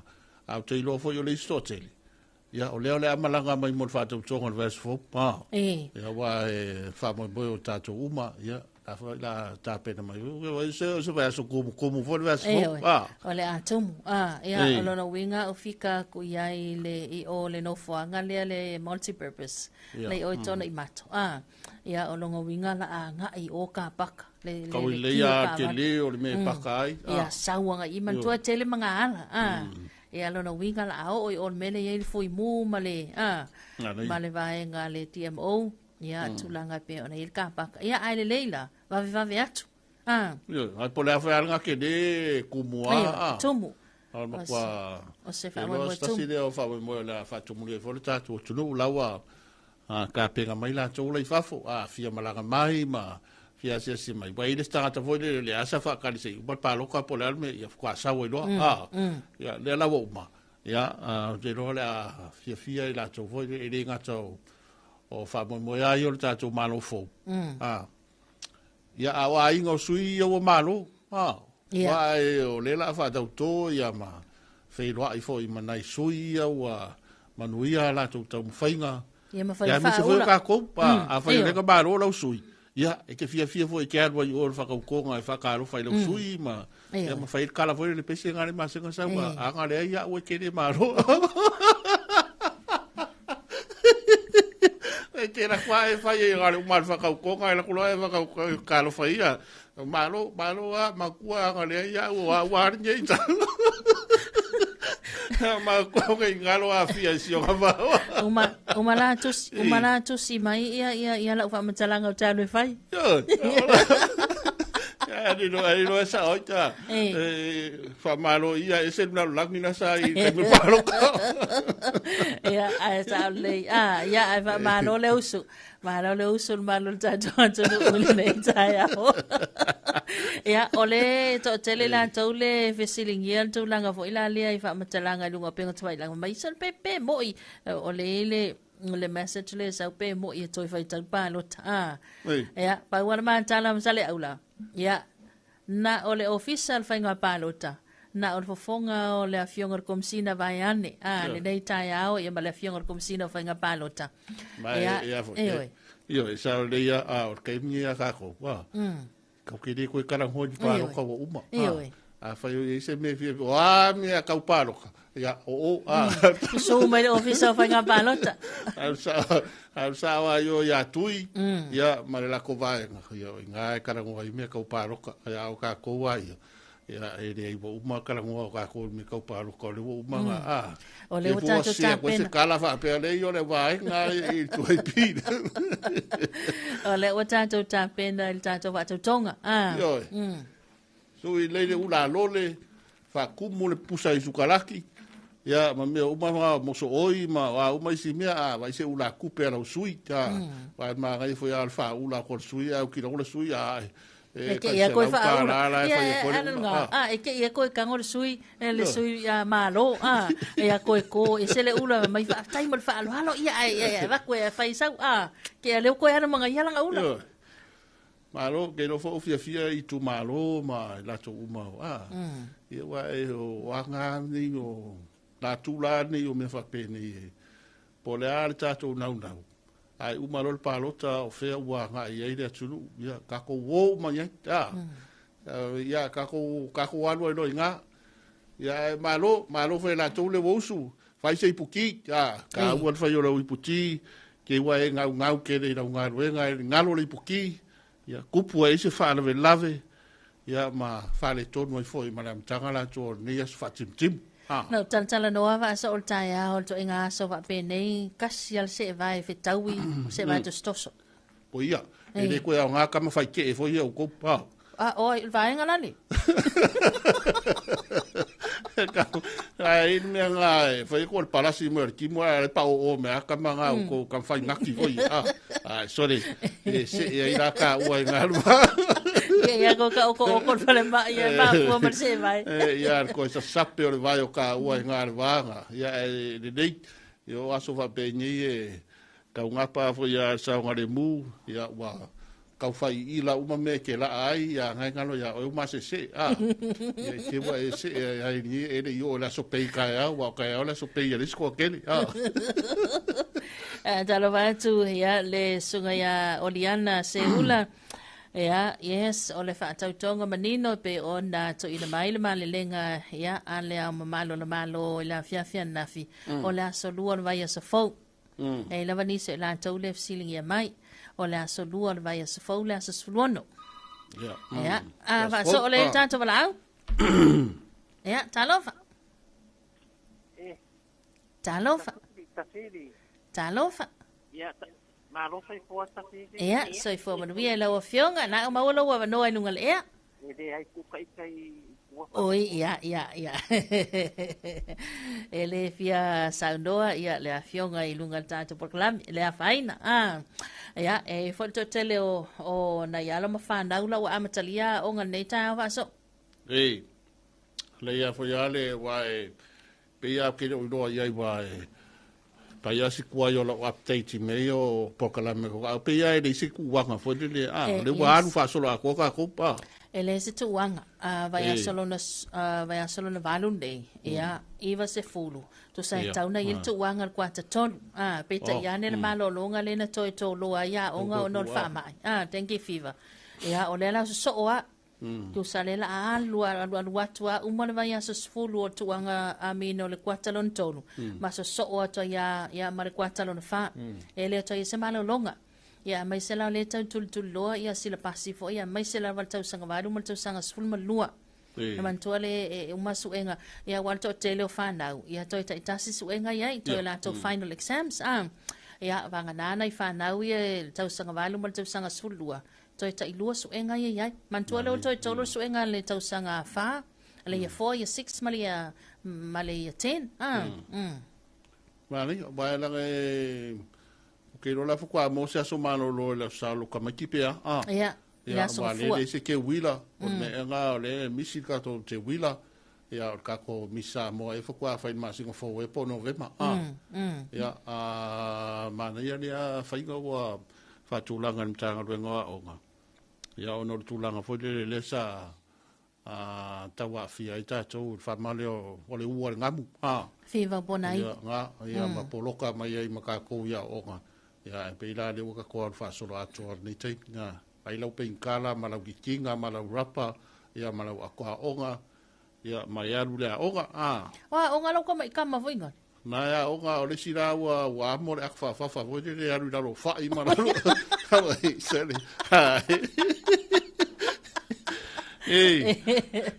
ya malo nei fa na ki aso ni la langi so de ilo ka mai ka ko fa ma o ni sai ya so ya ri ka ko ko ka paka ka ko fa ya o nga le ka ke wala o la waila la kamanga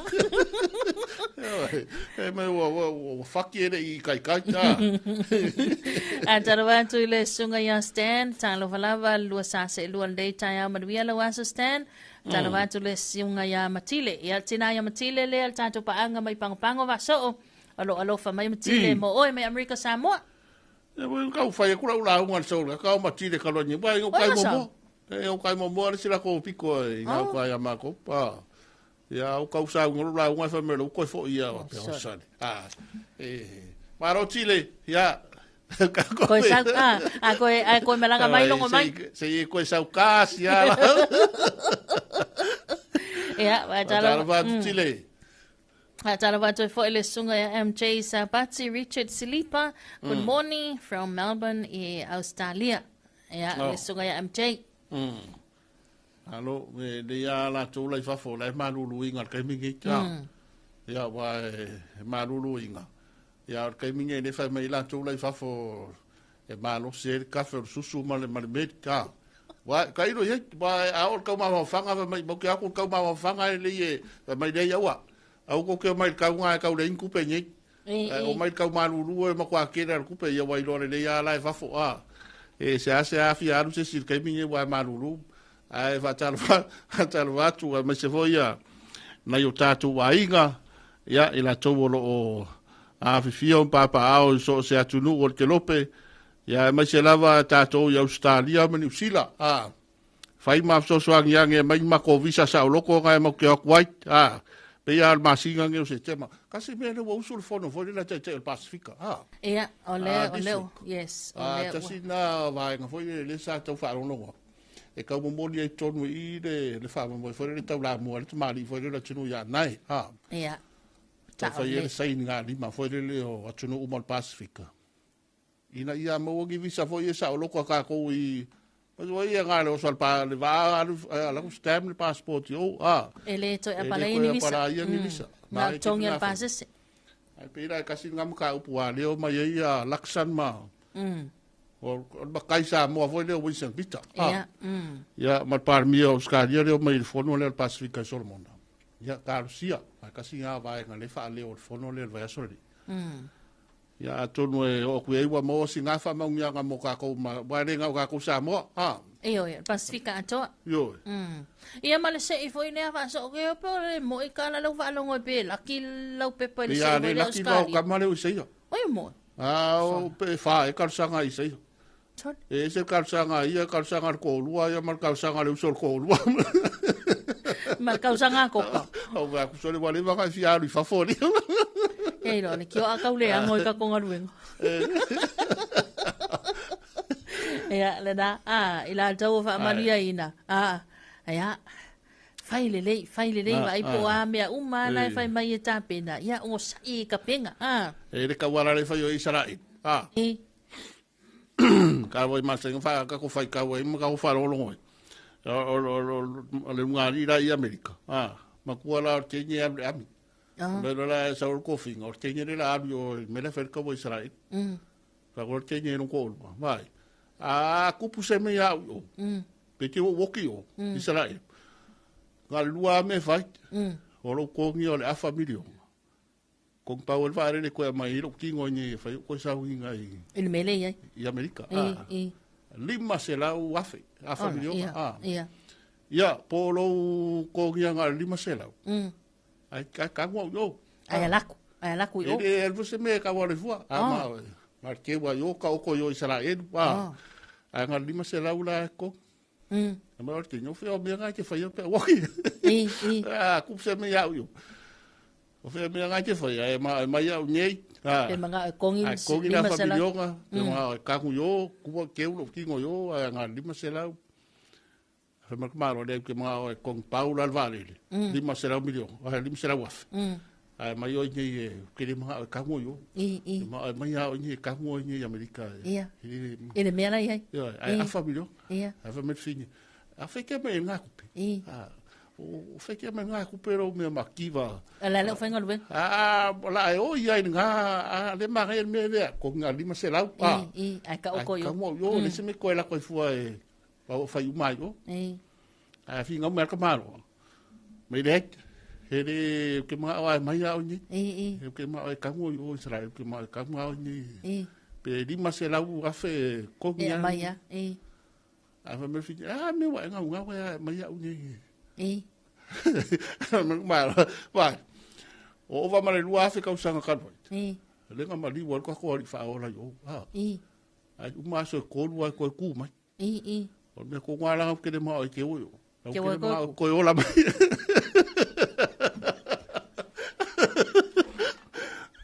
que ma que al final cara malo allora fa malo che o cucina e ma salo malo la vale o sa ola o ka kingo mai o ki o ala ma salo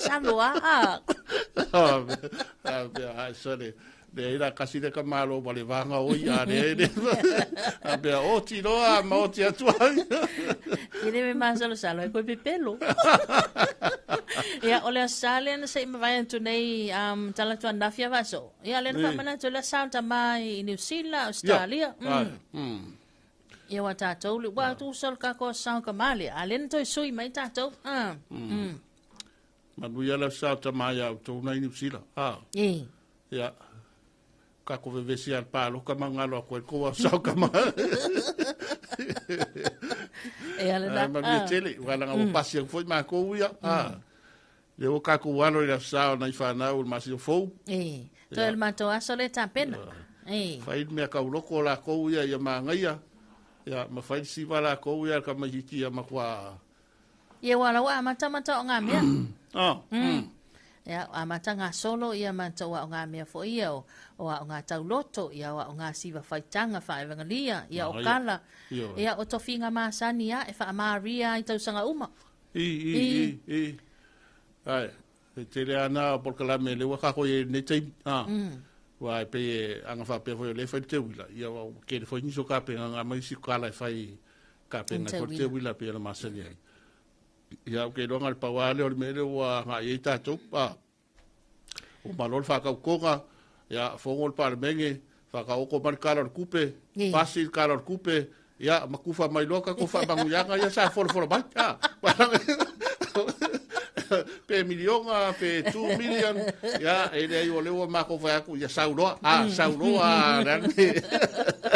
Ia, watala watu le sunga Tamara Mikaele, good morning, and talofa ilua fionga mamalu maduia tiute, mga luenga lua fenga yai, elevo eva antul por kalame matango fia ka bless. Sunga Tamara la elofa mai, ia lau tau fasa laula. El mga ia fwe niyo, mengi yu whakaro whari taf. Mga fwe de kairo eita. Vai a ko inga whakaro whawere de mai mano, mai whakaro whae, o eri ngos kapanga ne ke rukolua. Vai mea venga ke kau ko inga ita. Ale pe e nga makale le afangi le fa good morning mai I lua fionga. Ai fa uma ia lo fa tu fa sala ula. Pe la wo ka le fia. Ia wa di sila nga le fa ka lo fa mai ka wa uma. Ai lo fa nga oi. Pe le fia. Al vakone kala vakiao ya ka se la ula ngai pe kasu luangi le ulinga la ele ngai vai tek sa o mai o ko ya sa la o ka fia fa lo ngo se fa kalo fa pe nga mai vafu mai vai o le Western Union ngai vai ngu mena le siki ala mala ya e mangaya ya matala watu le fionga ya sale sa amani ya masana ta ufainga duenga ina la to falpa usale longa mai se la to fal ainga la ko ka bala sese sale longa ya fe na yai magwal ma lol ta yao ya masiaki le yai ya pa wolosa ya mai se la fo ida to umi fe malanga inga ya o le nei vaenga le ta yao pa le sunga ya stand ya molea to fo ya lo faanga I tama umalava o le HRPP ma le fast ya o le Samoa o poto ya ele asa sao tama Samoa o lo faanga na tama umalava stato tunu ya maya stand ya ayana mena tu va so se tato se sina tato fa vifianga le nei vaenga le tayao ya to itari mai fa wa tato wa talanoanga ya ele nei tayao ya fa fia tu lo bese nei tamole ya Malaysia malevanga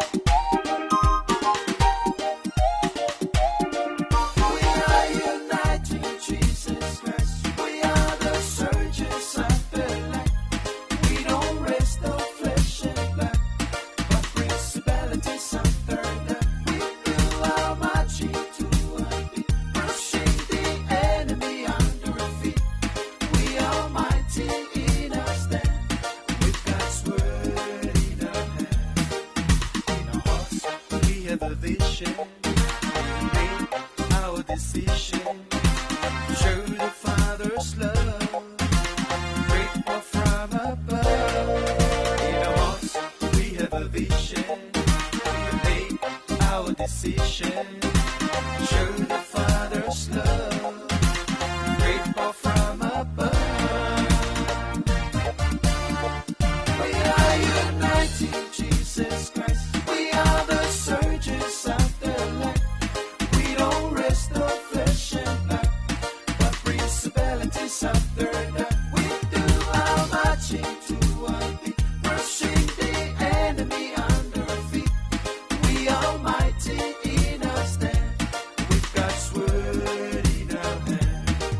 And a sweet this generation, every tribe and every nation, overcome the world, the blood of Christ the Lamb. Let us reach this generation, every tribe and every nation, for overcome the world, the blood of Christ the Lamb. We are united, Jesus Christ. We are the surgeons of the land. We don't rest on flesh and blood, but principalities of the earth. We do our marching to one beat, brushing the enemy under our feet. We are mighty in our stand, with God's word in our hand. The Lord our God is sword and shield. Find our battles on our knees. The Lord our God is sword and shield. Find our battles on our knees.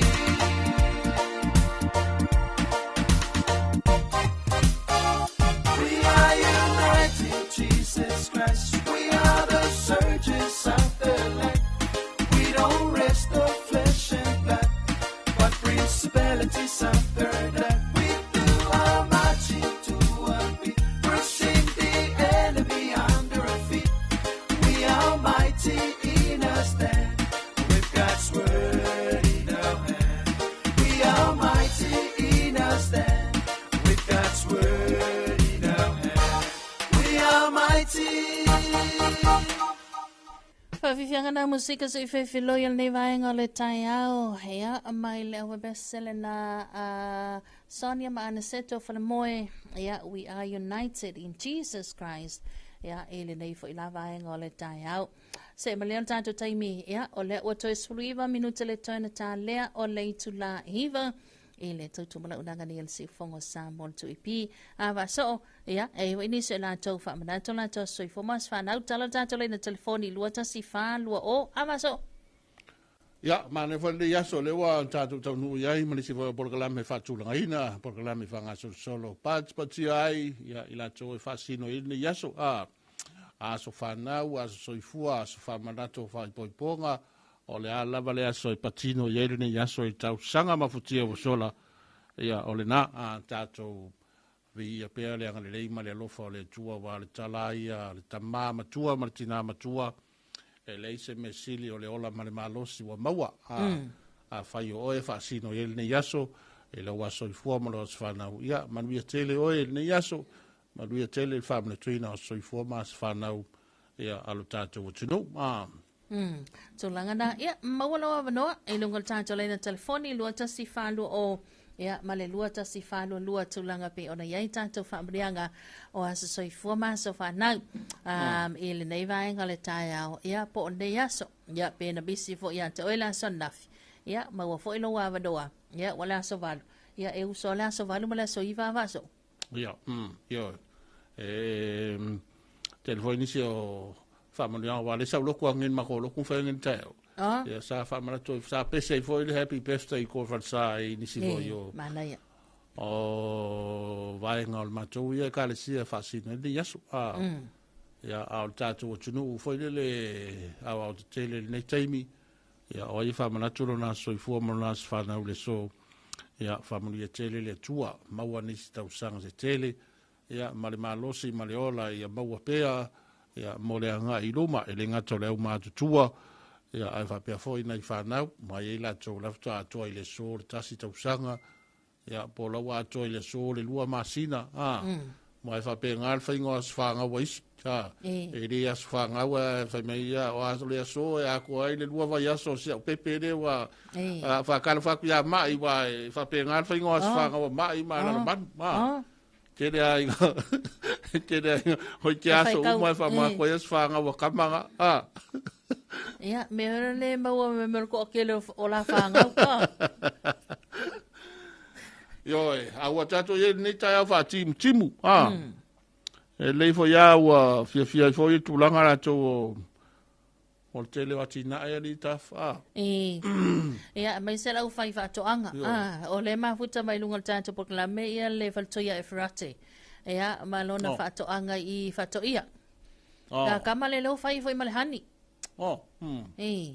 le to tele le malo la tunu ule wa fa ia le atina ena o le hani o le hani le kama wenga fa mo nga pi Maria Maria vai o la uia fa longo e le ngato tau mafa ai me nga se fo I fa nga ile e wai el chino por sa orga ai o ele ulu vai nga fo I o chino mangeso pala lai o fa longo fa nga I si mero le hani e fo ai e wai yo kiro ai o tala no ai o risi kairo ye ku kama ke ufa pe ma se o lo fo ku kama ma le ya kairo ye o le hani le kala ngo ko ya ngai fe me si ya ngai fo yo lo pa u fo le tino mangeso ya o sia unga ya mai ka ufa fo mai le se fa I longa le ya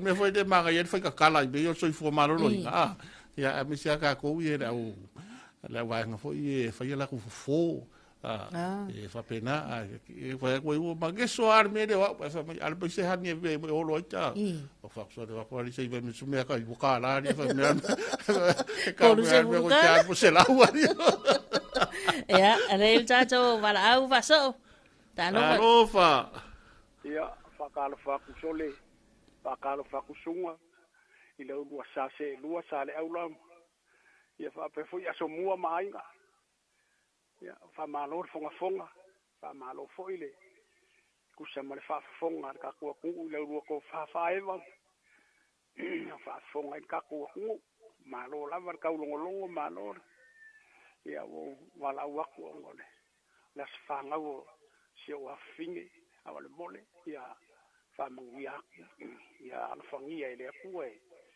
ka ku ko foi ka kalo wa inga ia mau wale ola fa popo male malo skru ia se ngai ma faiva manga luenga ia au ia inga ku ele o inge ia la I usila msiang fa ngau ai piwo wala wa ia ave vi inga male fa kai e ku sema longa le mai mange ia so kele wanga fo I molonga ia sama ko kala le male nganga fa lo mangia la mare ngai kai au ia ma lo fa tai oi foi le swa fo sio alo tamaitai tama ia ese loli peniamina ese loli peniamina ato ele fia torsfu ato el torsfu New Zealand la ia ia New Zealand ia fa tai tele loli peniamina ia manuia le asi soi fo sio walo tai wala mai ia fa kai ia ia la sanau tai lava ia soi fo ia tolu sfulu fa so olta mai ta ya ese ia ai fafo la New Zealand mana ia Talofa le sunga ta Paulo Savelio ia le alo o mafuta mai le nei vai ngol taiao ma lo so fo manuia lua sa se lua ia le fionga ta pau a lo so fo manuia le nei taiao ia manuia fo yo faiva mana ia le yaso fa tim e pe yo le aso fa kim ia fa so le ipukoko lingi fa alua lingi fa akolu ma ko ilulu al pen koko kong mai do male ali pasi mai do male ali male alunga ia fa lava mai lalo mai ia afu mai do ia ka ko ai fa mai ai kusanga nga mai le ali fa mai fufi mai o vai fufi anga o nga piko ilalo ko kuku mai mal fa sunga bu au ia vai le manga ia le moi la ko ia vai pe ka we wo ma ka mai kilia o le se pisa o le kala ngoa nga le au tapua ia ma lo le au kapua ia ke ko ma ko kausi ma ana yo tātou a inga mātua. Ia e rea e ala matua foile le e ala ia ka oko wai. O whaiva ngā o kama ia o ka pua i ma pō le whala ia ma ka oko ma whaire i puki. Ia ka ua sfulua le uri lai whai ara i puki ma karakara ngoa. Ai risi vale ka ai dei wa ko ka ngulu risi lo makua ka ngulu malo ko inga risi ku ka ngulu ko lo makua risi ku ka ngulu lo ko inga wa lo ya man ka ngulu lo makua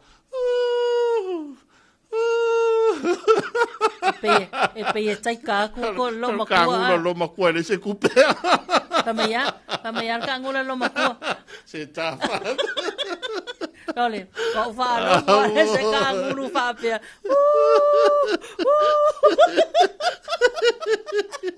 Ya, alo lo fa mai.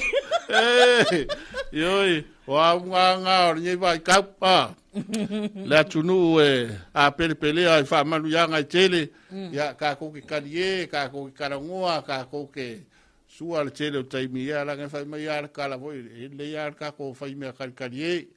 E ka ko ke fia ai foi o alu i kau le olanga ma so i fuanga o a foi fa fika uri ya ka ko karikarie ya a me de o fa su sumu mai o fa su sumu aku mai o re de sika ko me de mo wa a ka ko kau pepelo ya e fa me ko ia nga fo pepelo e mo fo de aka a le fa mai a talwa tu le sugale apai a lau a folasa sopole apai i o le fanga ale fa mai yonga ia o lau koe ka oko ia ala lo yonga vai lo makua o ia e reira e manga ia ranga e manga ia ranga vai fai fo se sao manga ia e me se la to fo e ti nga artingo e lo mai o vai varu po lo ia la ko lo fo cara tá feia ore ia il tato to va Talofa tia em vai a fualo e fa mai pe ko fa kai ka ia kurka ngulo lo makua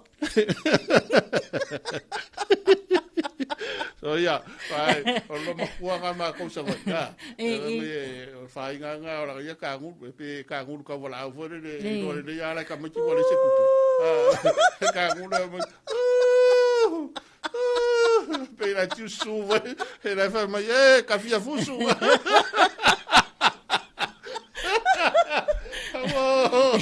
E sa o lo la ka longa ka mai ki venga le fel pele ka ko kangi mangula lo nga ma lo le mai o posi o povi ya o le fangi o po nga ma lo la ki kire mo mai tak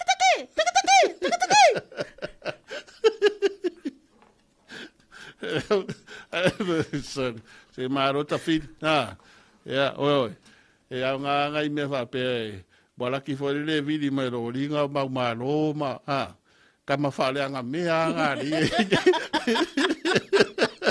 ai lo ma pa lo ka nga me ma lo fo le vidi ka ma nga vai la ko povi ma ya le vai fa le da ki nga le wa sauka ko malo fo pe a fakauko ya ka ko fai ai sa palai mai me ora ki nga era ko ya fa ke da ki nga le fo malo fo ya fa singa ka mai me fo de ko inga ma mo se fa manaya yo wa fa kupe mai ya na va ngare manaya wa fa me ya so yo nga ola ota lo tal sanga manaya yo ma kwa fa ke le para ko e ku e pua ma me mo ma me fa penga Manaya mahalo Talofa tule sunga ya Mac Tamate morning sila ya o laulo matua na Samoa ere isawa taluna lua tul balota o le wasu e mai le au fai paloka